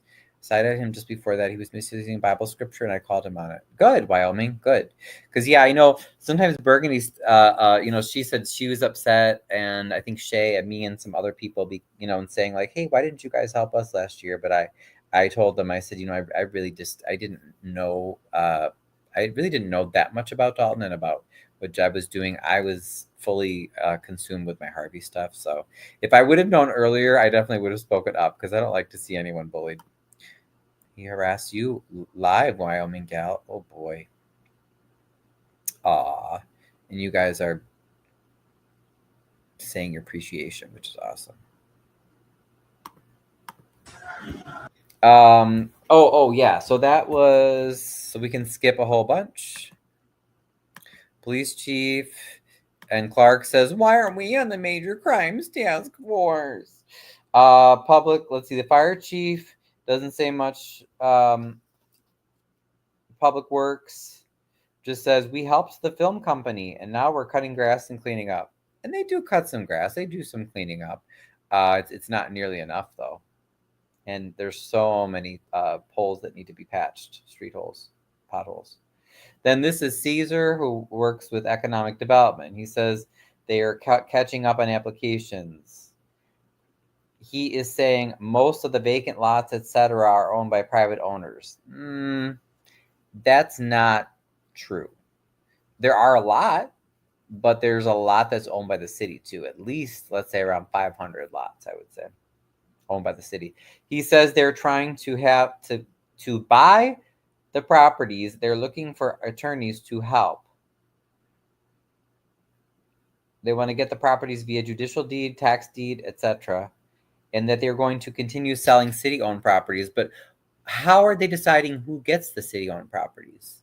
There should be a transparent system set up, a fair way to decide who gets to buy what city properties, and it should be an open process that everyone can see, and it's not. We have no idea what's going on. Then we go to the building department, Mr. Lani. He says, oh, be careful. There's some scams going on, fake leases and empty homes. And then he said, there's a business, 369 East 147th Street. Okay. This is the same building department under this gentleman that I always have to give them a shout out. So I want to show you something.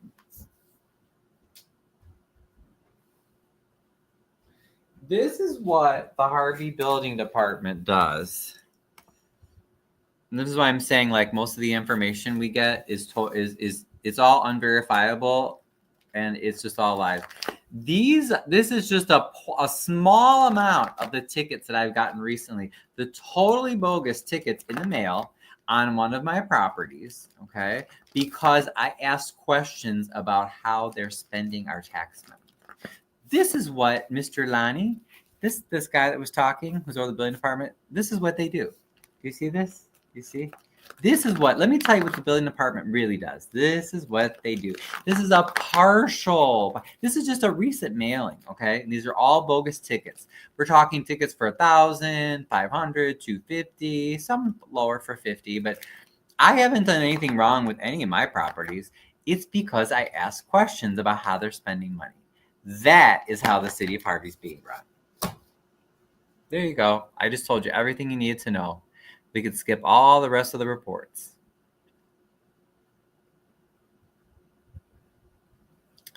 Jed is a problem with women for sure. He was a reject at Pop the Balloon. Oh my goodness. Greetings. Hey, Gardis. Did I message you or post? I'm wondering if you're going to be at the meeting tomorrow, Gardis. Is there a township meeting?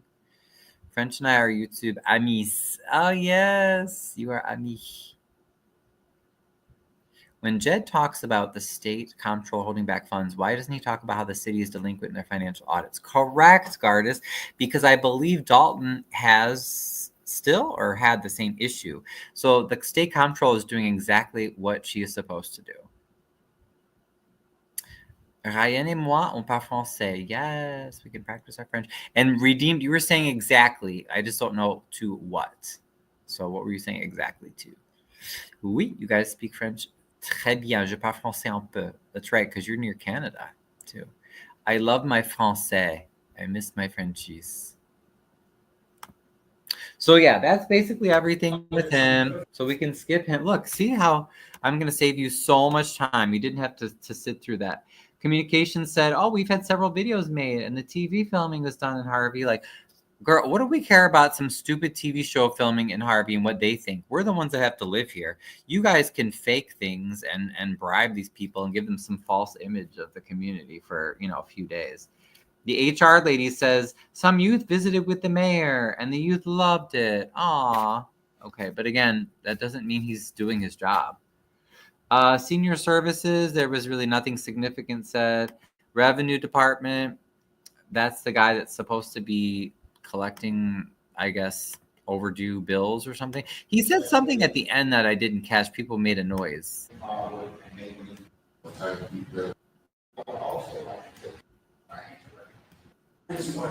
Wait. Sorry.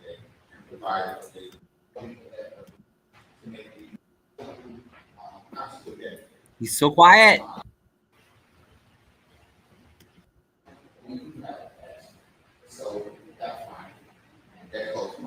It doesn't matter anyway because I can't hear him. And then we go into mayoral comments, and he says a whole bunch of BS too. He says the city staff are so underpaid. They're here because they care. Yeah, because you don't pay them, Mayor Clark. You don't pay them because because you take the money for your overpaid salary and to do who knows what else because we don't get to see the receipts, which is all we've been asking for. He talks about National Night Out and says, oh, people always ask, how are we paying for these events? Well, they get sponsored, but he won't release the financial info showing who the sponsors were or how much they paid. Then he complains there was a shooting in Bronzeville, but we don't focus on that. Don't report the negative, guys. Report the positive. Media, please come and report positive things. If you're doing positive things, you shouldn't have to beg the media to come on and report on them, Mayor Clark, okay? If you don't agree, we want to hear your solutions. We're opening the door to hear from you. Really? Where? How? Oh, yeah, look at these pictures of him he had some pictures of himself at the National Night Out. And then Trina was saying in the live chat, and I agree, she's like, oh, he's such a narcissist. And he is. He has these photos, like, it's all about him. He's like, look at me, guys. Look at me. Look at I did. Look, I was there to give away bikes. I was there too.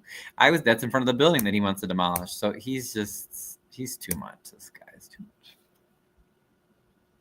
Then he says, basically, well, don't scare investors away because, they're watching to see how we're conducting ourselves. Oh, and the county's going to give us $300,000 to plan the 157th Street project. And, don't worry, guys. We always do what we say with our grant funding. Yeah, right. Where's the proof? Let's see the receipts, Clark. Let's see. And then he said, well, we shut down 157th east of the train tracks because Harvey was in debt. And again, he blames Eric Kellogg now this is his 6th year in office, but he's still blaming Kellogg. But he said, don't worry. Eric and I are cool, though. Wink, wink, referring to Eric Kellogg, the former mayor. Okay, like, why do we even care? Okay, let me see here, guys. Let me catch up. Sorry. Oh, he said his son passed away? Okay, so yeah. He was so quiet, I could barely understand anything. Does Harvey have an engineer that works bonds and everything? Engineer? I don't know. Do you mean like a financial person, like the comptroller? Is there proof Jed is a hired goon? Can you provide receipts, or is that an assumption because not the fight you're J&J. Oh, you sound like one of Jed's crew sent to harass us. It ain't our fault if they're underpaid. Right, exactly. The police are part of the crimes. Yes, redeemed, exactly. Is the Grand Project near the hospital? No, he's talking 157 just east of the train of the IC tracks. It's just basically, you're supposed to be able to drive through the viaduct there under the train tracks, but it got closed because there's like a big sinkhole.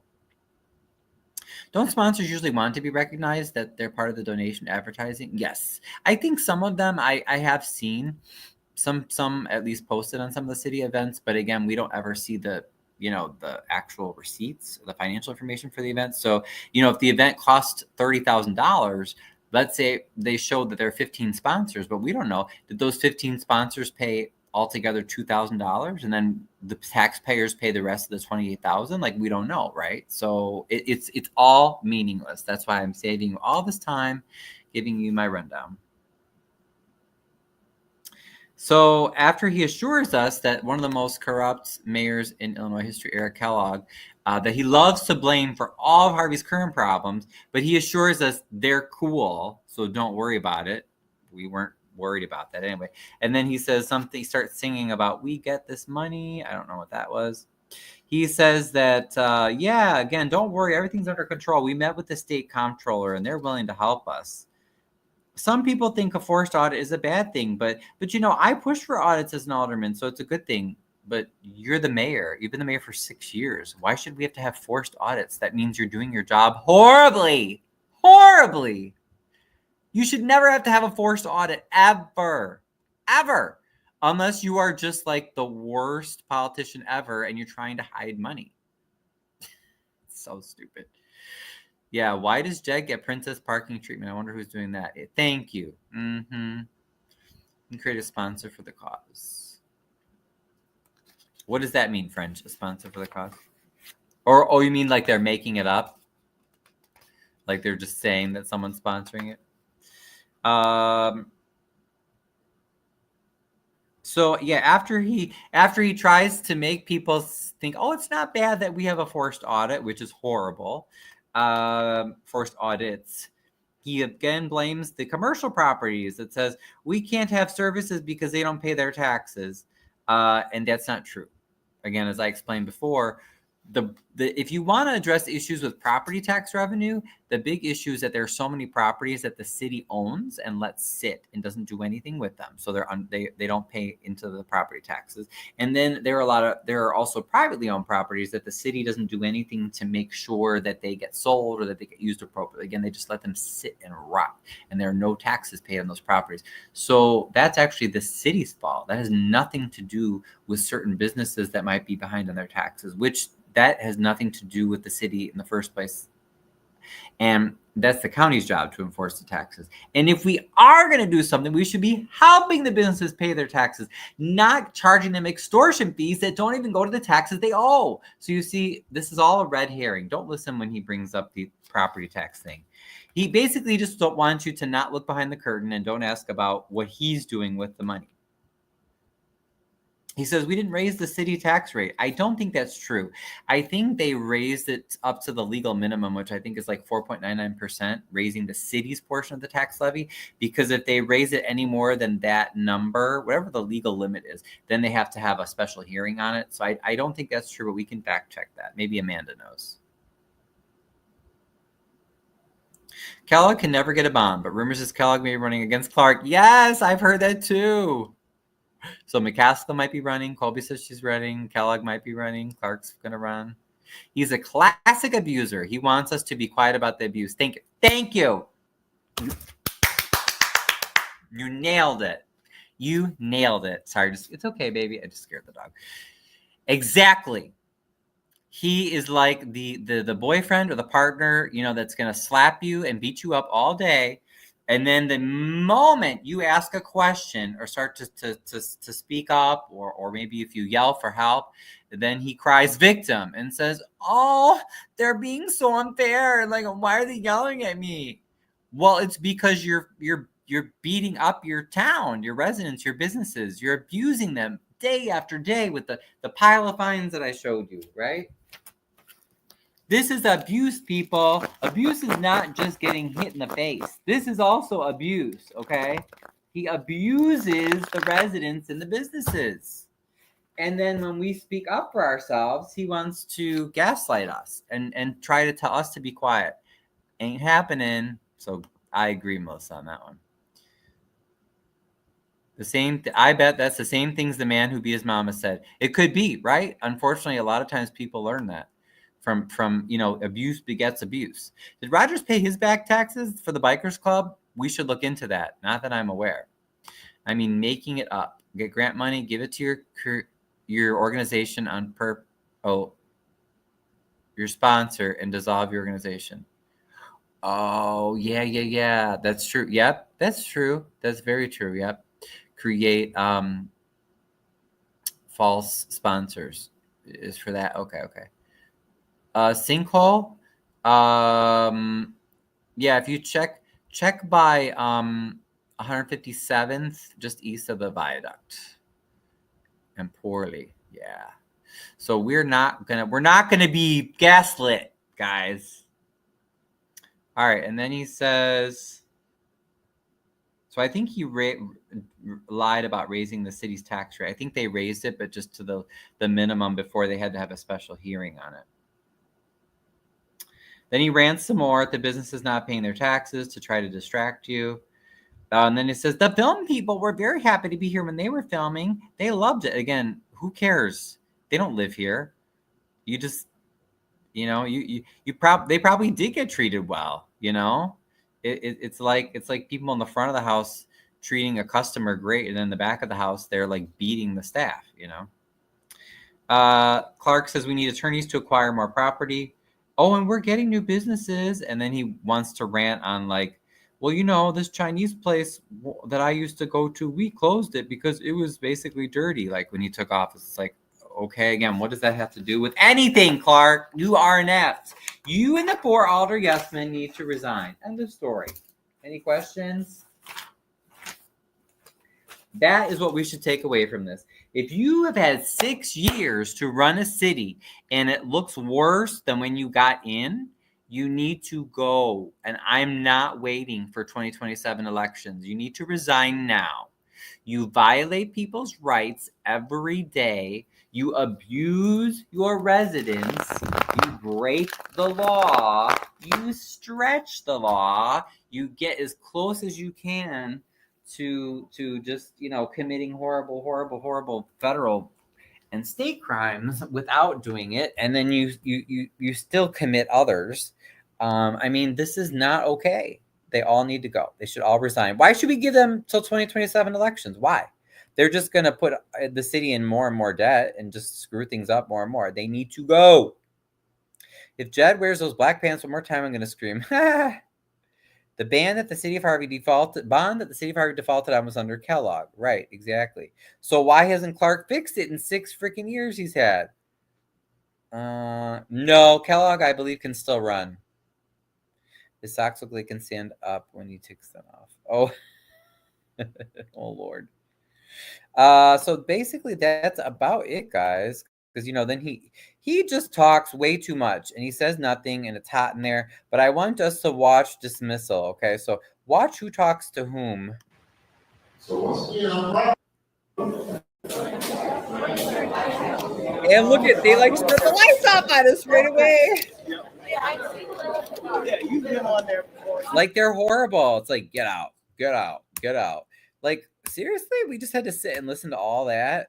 And then you're not even going to give us a second to like wake up and gather our stuff. Ask some questions of the politicians on the. Sorry, So, guys. We're all packing like up as rushing fast out. as we can. Per usual. What I hate is like all the city staff, they're all so smiley. I'm like, or in some of the elected officials, like, why are you so smiley? You guys are like ruining the city. Per usual. I guess they like stealing from people and doing horrible things. Let's zoom a little bit. That's so good. Like Randall L. He's the 5th ward alderman. What are you laughing for? What's so funny? You don't do your job, but you sure get a lot of money for doing nothing.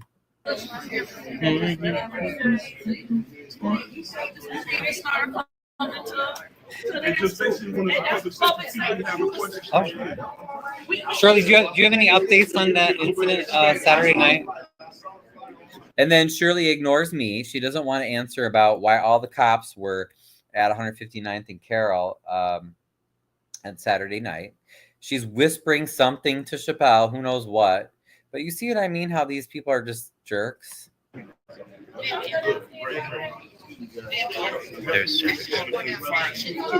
Jedediah and his buddy over here, they're just hanging out. He should be arrested. That's what the law says. That's what I wanted to show you guys. Let me pull that up really quickly. I'm going to pull up the law right now. Hold on. Hold on 1 second here.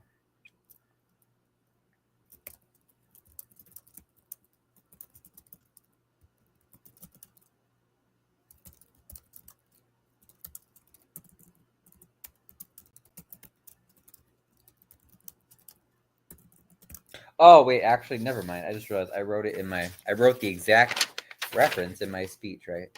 750 ILCS 60/223. Okay, let's see what comes up now.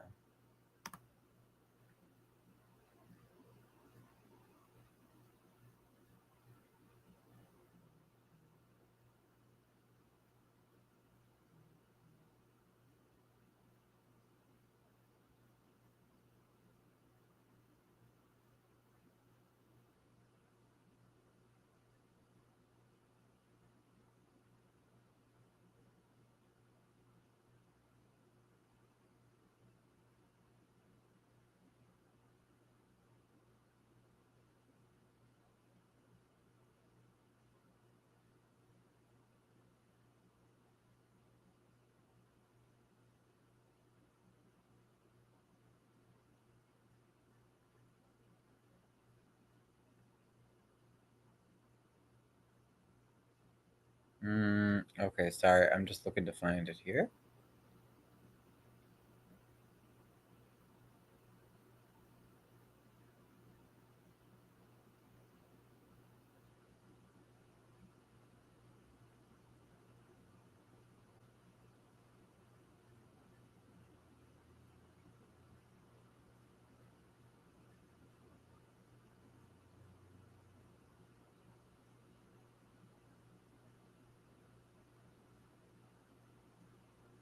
Okay, I think that's, but there's still something. Sorry, there's still something I'm missing.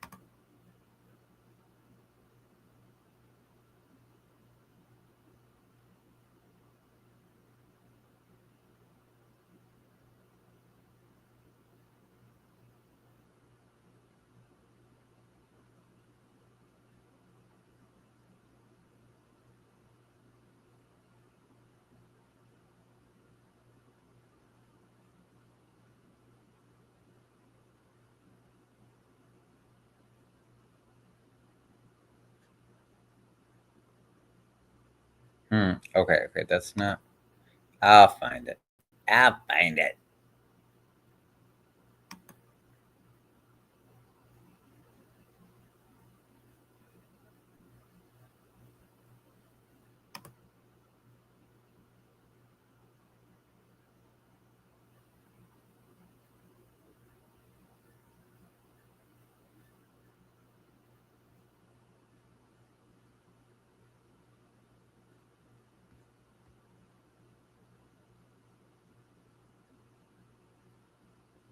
$233, right? $233.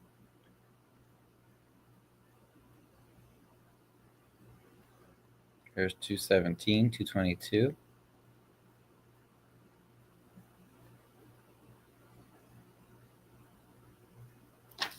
Oh, 223. Oops.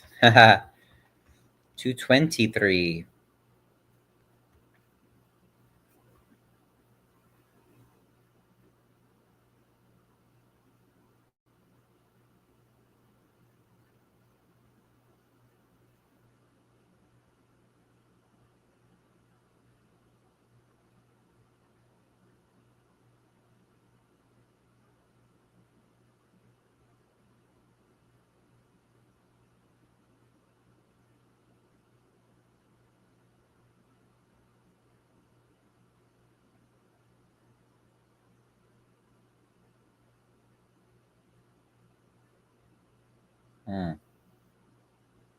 Okay, good.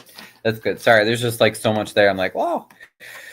But yeah, so they're just hanging around there. Police aren't doing their job. Grab the elevator for you. Yeah, I'm scared of the elevator for sure. It's crazy. Colby must be somewhere.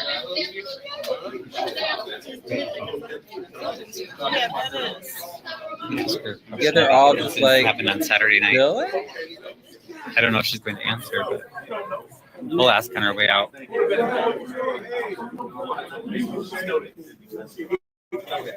Like, he's literally supposed to be arrested,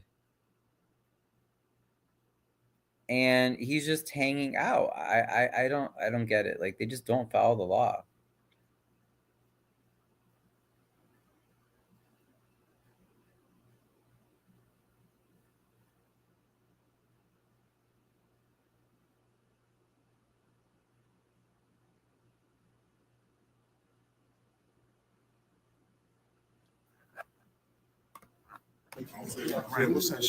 Let's go, guys. We gotta go. Medium. Now, I also want you to. Sorry, hold on 1 second. Hold on. Let me catch up to the comments.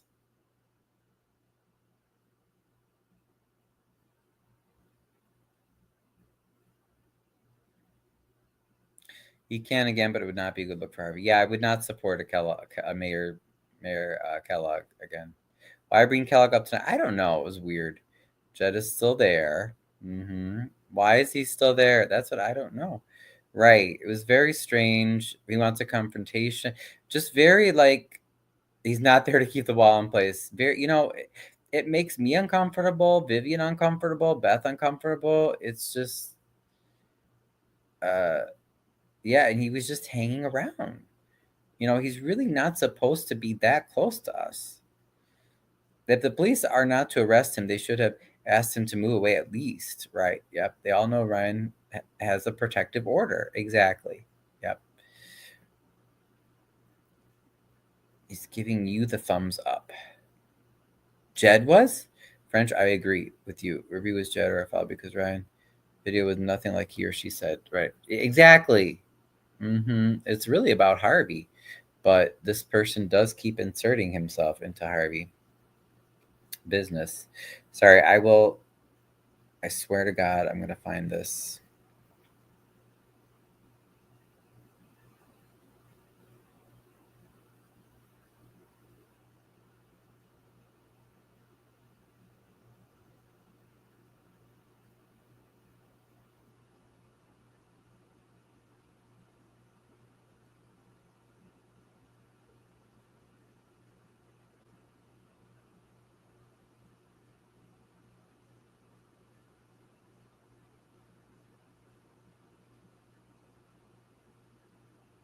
Okay, here we go. Okay, so let me oh shit, how do I sorry. I want to get this on the screen so you guys can see it.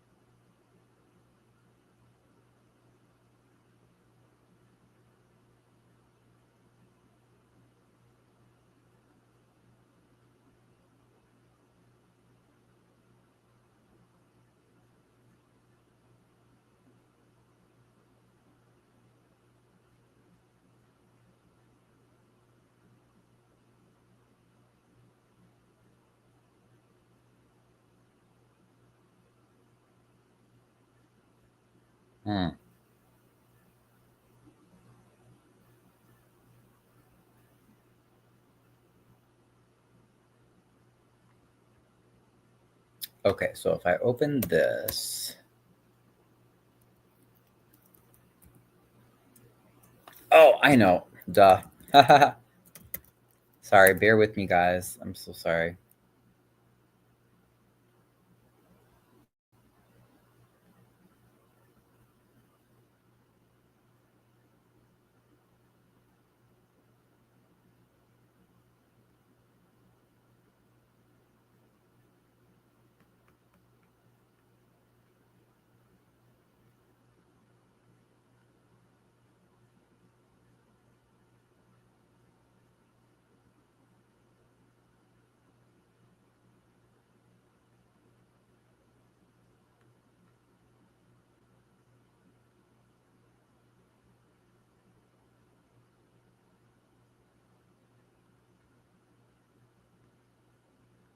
Where was that?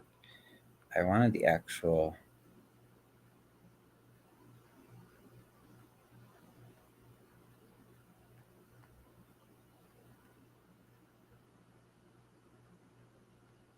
Aha! Okay, I found it. I think I found it.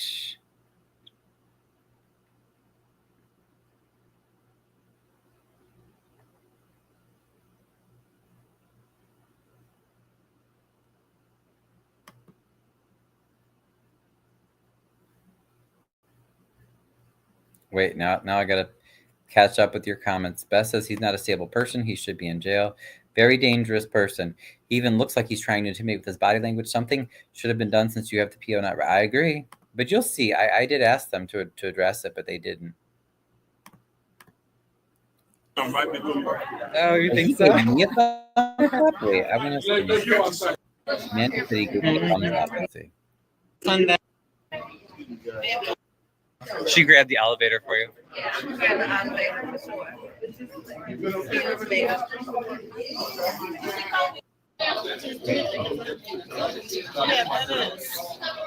And about an incident that happened on Saturday night. I don't know if she's going to answer, but we'll ask on our way out. And look at how Bill, the police chief, is, and Jed is with the police chief, just chilling. Oh, Let's go, guys. We gotta go. and Joe Whittington, he used to be my alderman. He also pounded Jed's fist. Like, what the hell? Like, all the city staff are just buddy with this harasser. Well, I don't know now. Might be good. Oh, you think so? Let's go outside. Sir. Oh, okay. Sir, we gotta go. Thank you. Oh, and with Tyrone too. Like, that does not make me feel very good at all as a resident. Like, you guys are being buddy with someone who like literally beats people up. Like, this is serious. Oh, okay. Awesome. Sir, Thank we you. gotta go. Yeah, we're just waiting for these guys. Sir? That's Magana again, trying to force me out, but Jed's not hurried at all. He's just chilling. People are coming, pounding his fist. Do you see the problem here? This is a problem. This is not good. He should have a cell in every state. Jed doesn't like us, but he can't stop watching us. Yeah, it's weird. It's definitely gives stalker feeling. Absolutely. Excuse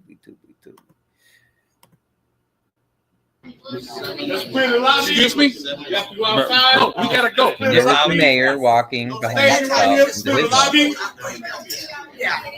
Let's go. To the lobby. Yeah. But remember, Jed's still hanging out back there. No, I'll be fine. Don't worry, detective. I'll be fine. Why didn't you guys arrest Jedediah and do your job? Are you going to arrest him? Let's go. Silence. They think our safety is a joke. The law says that you should be arresting him instead of chasing me out. So you're not going to? They think it's a big... I mean, I already got it on video, but just confirming. Yeah, he was right there. Nope. So you're protecting Jedediah Brown and you're not arresting him? Got it. Why would you... We talked on the phone. You said you would take care of it. Here's your chance right now. You said you'd arrest them. Now notice, he can talk to me when he wants to rush me out. But now that I'm saying, well, you said on the phone you would arrest him. And now he has nothing to say.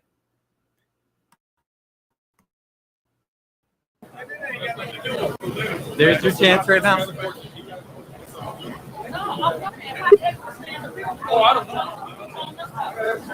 He was right over there. Right, JJ. You guys should arrest him right now. So are you gonna arrest Jedediah Brown for violating the order of protection, sir? Harvey Police, you gonna arrest? Now remember, I filed a report already on July 28th, stating that he violated the order of protection. So they knew on the 28th they should have arrested him at that bill. That was the last city council meeting. I also had 2 reports I filed with the Cook County Sheriff. So we have 3 reports on file reporting that Jed has violated the stalking no contact order. And what I wanted to show you guys about that, let me show you. Okay. Can you guys see this now? Okay, good. So, according to Illinois Domestic Violence Act, a violation of an order of protection is a criminal offense. Okay, so that's the first thing. Any law enforcement officer shall use all reasonable means to prevent further abuse, including making an arrest where there is probable cause to believe a violation has occurred.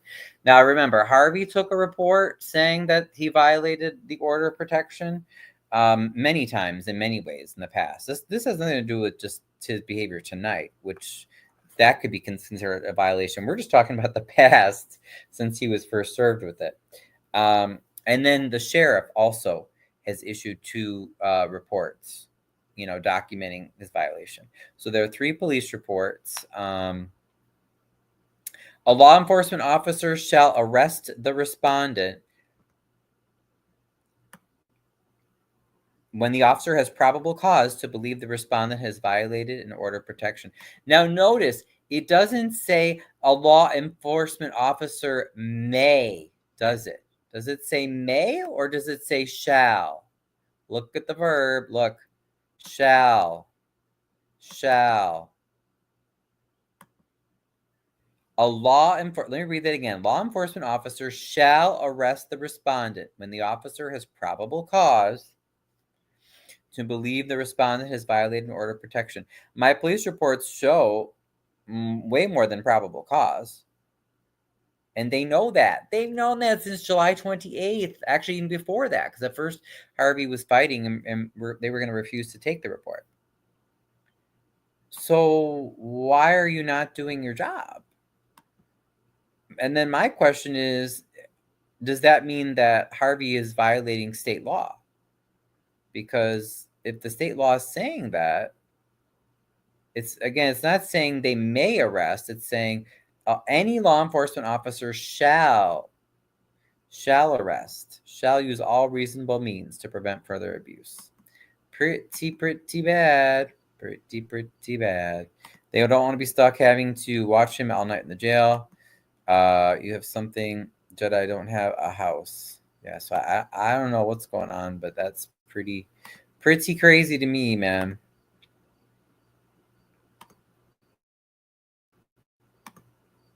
Jedediah Brown for violating his order of protection. He's right there. Why are you chasing me out? Why didn't you go arrest that guy? Why didn't you go arrest him? Officer Muhammad, are you going to arrest Jedediah Brown for violating my order? Now notice, they have nothing to say when I'm asking them to follow the law and do their job, only when they're going to harass us as residents. That is so sad. Like, how could you even wear a badge? Is there any honor among police at all? Protection. Are you guys going to arrest Jedediah Brown for violating my order of protection? Oh, and now all of a sudden he's got to rub his eye? Like, I guarantee you they wouldn't be ignoring it if it were their daughter or their son who was put at risk of being harassed or beat up or what have you by Jed and his goons. Any Harvey police, are you going to do your job and arrest Jedediah Brown for violating my order of protection? Go to the parking garage. Wherever you parked at, let's go over What'd there. you say? Wherever you at, go over there. Huh? Oh, yeah. Okay, so you guys see Harvey police refuses to enforce the order of protection. Got it. Do you guys see this? And I don't know if you noticed, but I just caught a glimpse of the gentleman that was with Jedediah with the red shirt. He was still at the top of the stairs. Everybody's a witness, right? And the guy you promised on the phone, he said he would arrest him if he saw him. Sure did. But we still gotta go. But you're gonna go up there. Come on now. Right, and you're gonna go protect someone who violated the law, and then chase us out instead. And then watch Jedediah's associate. They just let him walk out. Was he allowed to stay up there and chit chat and dawdle and do whatever he wanted? This is crazy. 1, 2, 3, 4, 5, at least 6 police just in that shot. Absolutely. So I just wanted to get all that recorded, guys. Don't worry, I'm not on my own. But the law in Illinois says police shall arrest. Right. Police shall arrest someone who is under reasonable suspicion of having or maybe that's not the right expression, cause, but of having violated probable cause. That was the phrase. And there's Jedediah Brown's vehicle right there, and the person that was with him. And again, are they doing anything? No. They're protecting Jedediah Brown, and you can see that. So come and help us. in the beginning. When Hey, hey, treasurer. Sorry. Yeah, and that was Right. about. That was basically about it, you guys. And then there's just the ran into Delaney, but that's just about it then. Let me see, you guys. Let's see. Oh, Ryan, you have seen the video of Trina saving somebody in front of the rescue? No. What happened? Rubbing his eyes says he knows he's wrong. Right. They want to avoid. Yep. It's like, oh, I don't want to talk to you. Not unless Clark tells me to do something. If Clark tells us to jump off a bridge, we all will, It's like, if Clark tells you to physically hurt someone, will you too? Well, we already saw Magana manhandle Alderwoman Chapman, the fourth time she was arrested. We saw that on video, and that wasn't necessary at all. So we know, unfortunately, they will physically harm people as well. Trina saved a lady from a pit bull attack in Dalton. Oh, cool. Okay, I didn't realize that. In front of the firefighter. Oh, okay. I'll have to ask her about that.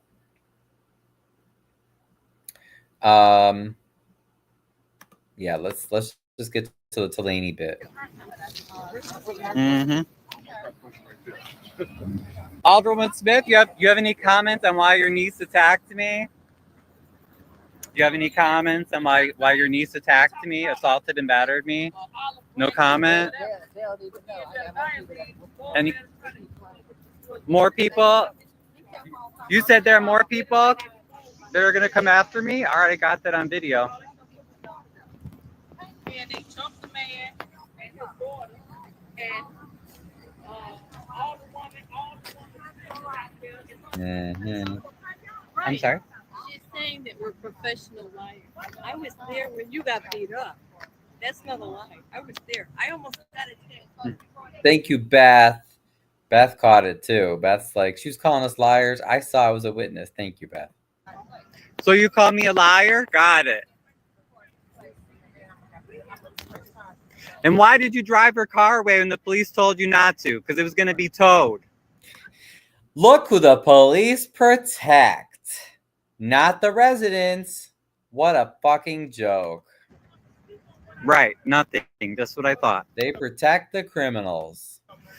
Did you guys arrest Jedediah yet? No, wait. I thought you wanted to talk. You wanted to push us out. Now you don't want to talk when I'm asking you about Jedediah? What's wrong? No response. So Jedediah is let go, and we're harassed and told to leave. Got it. Thank you. That's what I thought. Thanks for coming. I'm my sassy self. Thanks for coming. I'm glad to see you out and about again. Yeah. I haven't been in the house for 2 weeks. I gotta go get bananas. I ran out. Okay. Thanks, Beth. Yeah, I'm not alone. Second Amendment's your only choice. Yeah, I know. Ari Chappelle, but you saw, I tried to ask them all questions. I tried. So that was it. That's it, guys.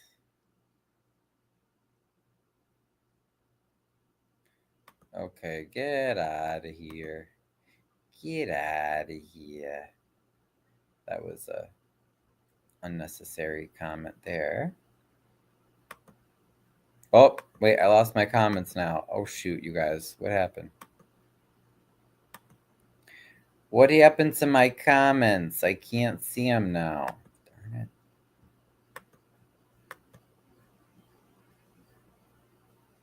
Oh! Oh, no, French. Oh, man. I'm sorry, French. I meant to ban the other one. French, how do I get you back? Damn it. I have to wait. Is it under settings? Hold on 1 second.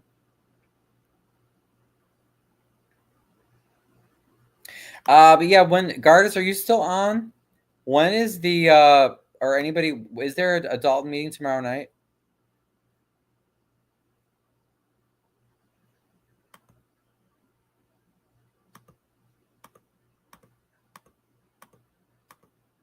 Darn, where do I find the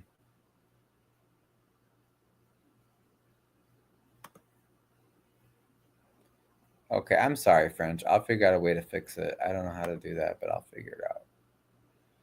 I figured it out.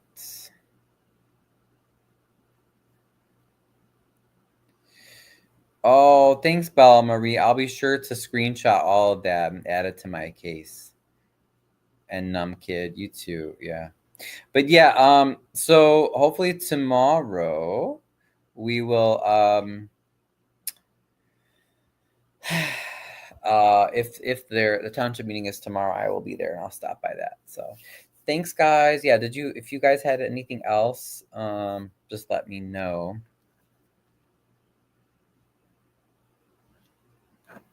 I think that was it. Let me take a quick look here and see.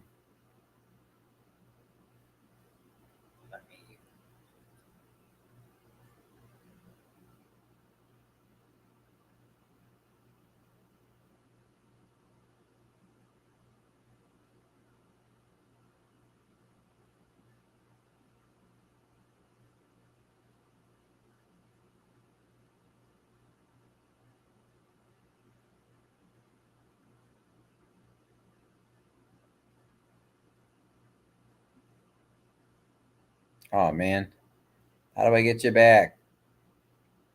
How do I get you back? Bam. Right, Wyoming? Oh man, that's okay. I'll take a nice screenshot.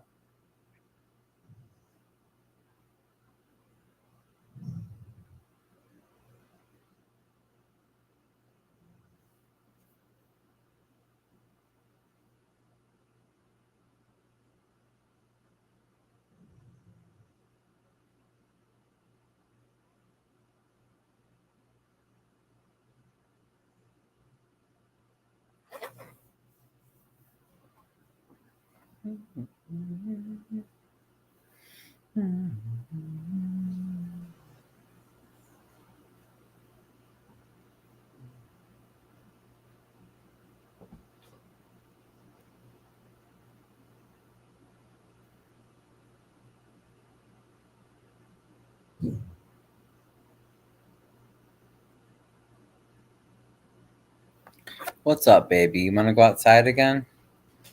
I might let the pups outside again. Whoops. I didn't mean to do that.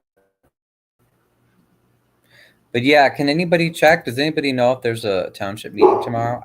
I believe so. But I just wanted to make sure.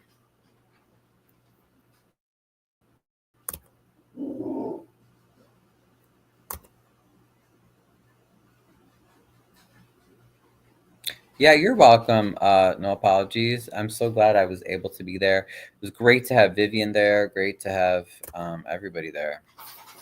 Let me check to see you guys. Okay. How do I...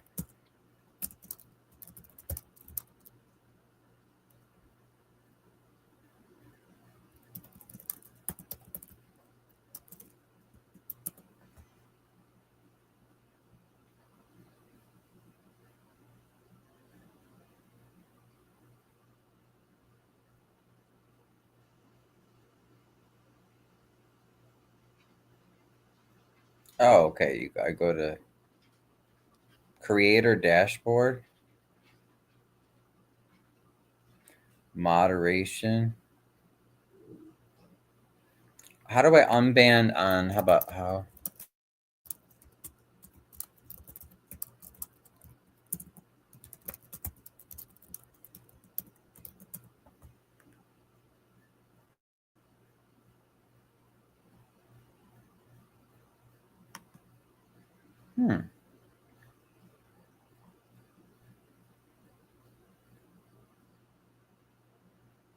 People and sharing and then blocked list.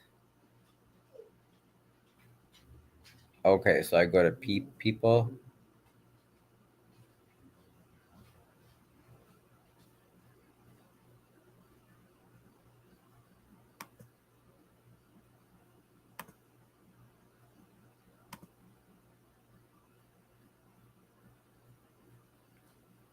Okay, I go to set. It's like go to settings.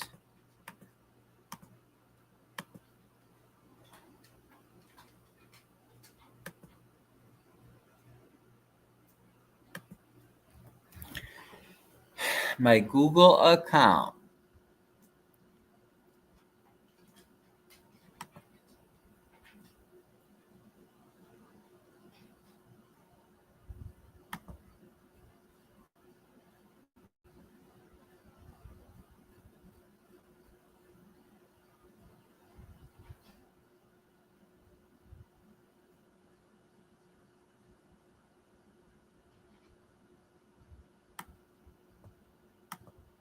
I've never done this, but I might as well figure it out.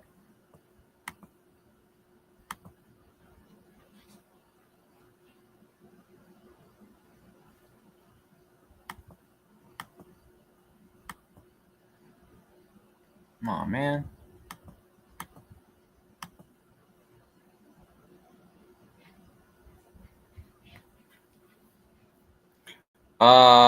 Okay, so what do I do?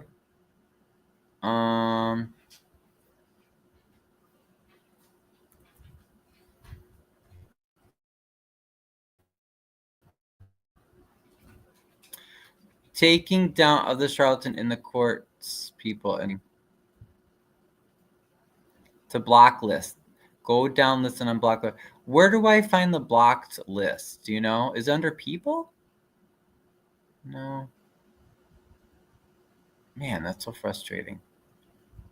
I think I wanted to try to figure this out another time, but and I couldn't find it either.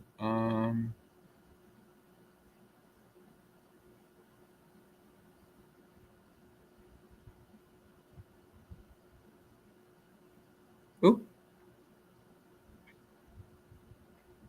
So I go, how do I find the blocked list? Where is that?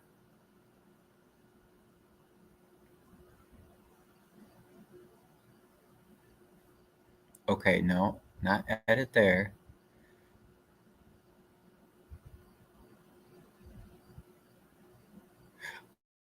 Oh, right. Exactly, Wyoming. Yeah, exactly. Yep. Yep. I cover for the Historical Society. Is your in your avatar account avatar people and sharing blacklist and go down? Oh, is it in, like, you mean in StreamYard or in Google?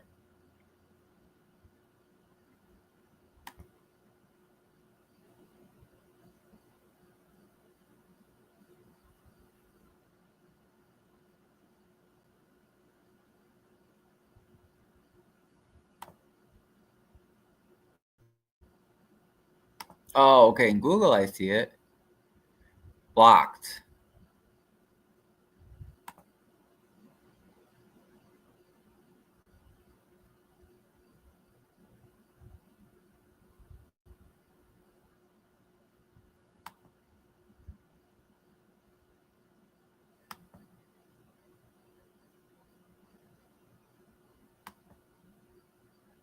Oh, in my Google, it doesn't say I have anybody blocked. It's so weird. Unless you're talking about my StreamYard. No. No, stay. Man, I have to figure it out. That's gonna bug me.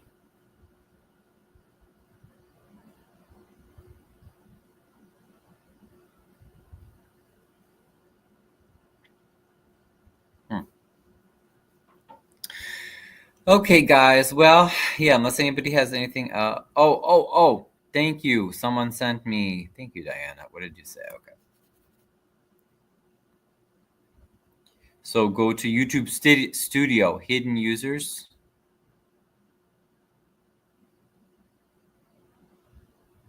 Oh, okay. And you got to do it. Okay, cool. I'm going to try that right now.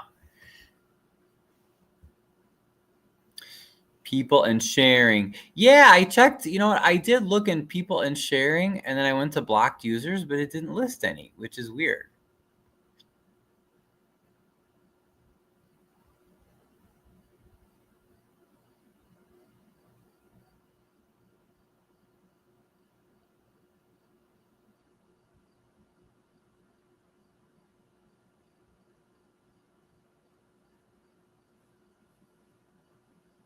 Oh yeah, I see. Okay, cool. Let me figure this. I can do it. YouTube Studio.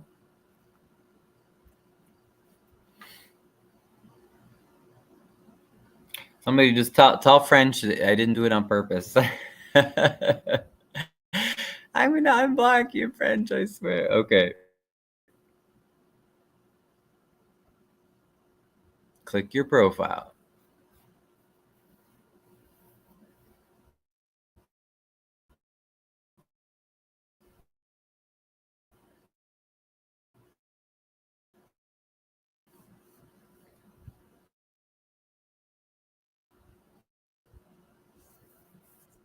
Settings.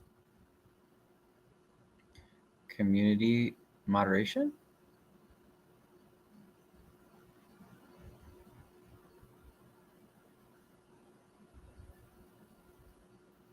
Under automated filters, look for the section called hidden users. View your block list. This list shows all users you've blocked.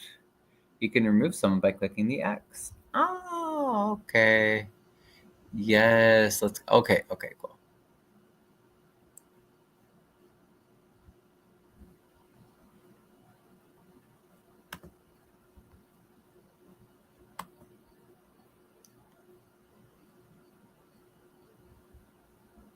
Right, yeah.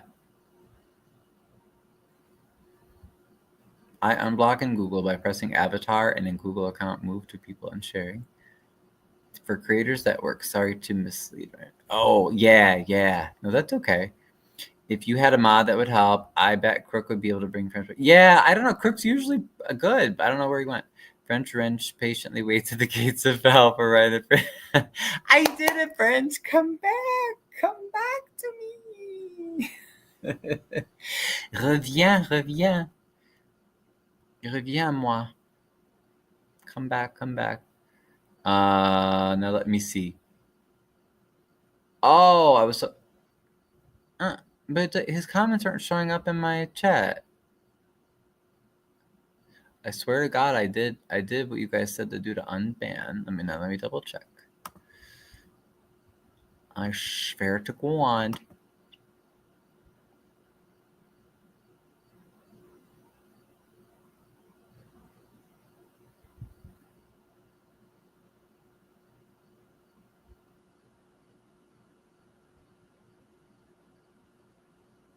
But yeah, if anybody wants to be a mod, I'm happy to maybe have a volunteer or something.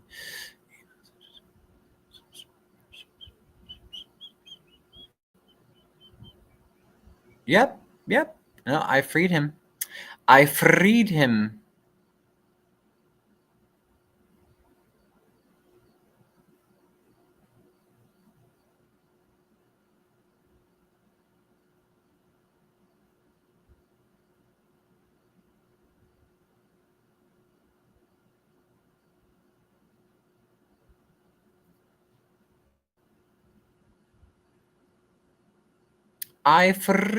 you, my friend. Unless I need to like reset this thing.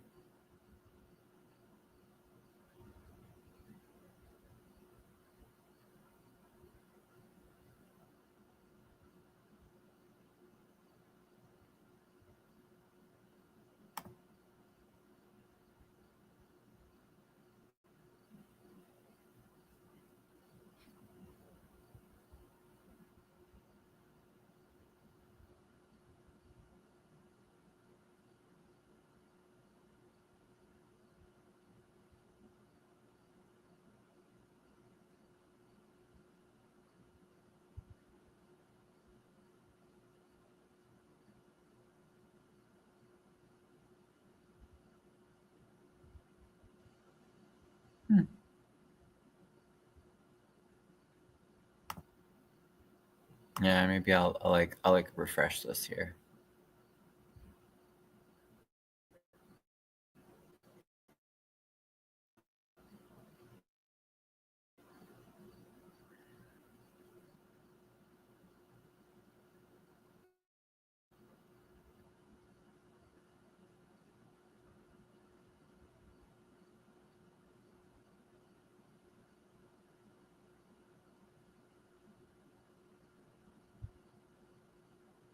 I'm in the wrong time zone to be mod. That's okay. That's all right.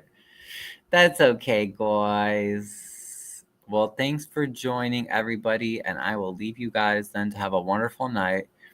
And someone reach out to French for me and tell him that he should be unblocked and that I apologize. But it ended up being just as well because I took some screenshots of the nasty comments from the Jed fiend. So, all right, everybody. So have a wonderful night and we'll chat soon. Bonne nuit.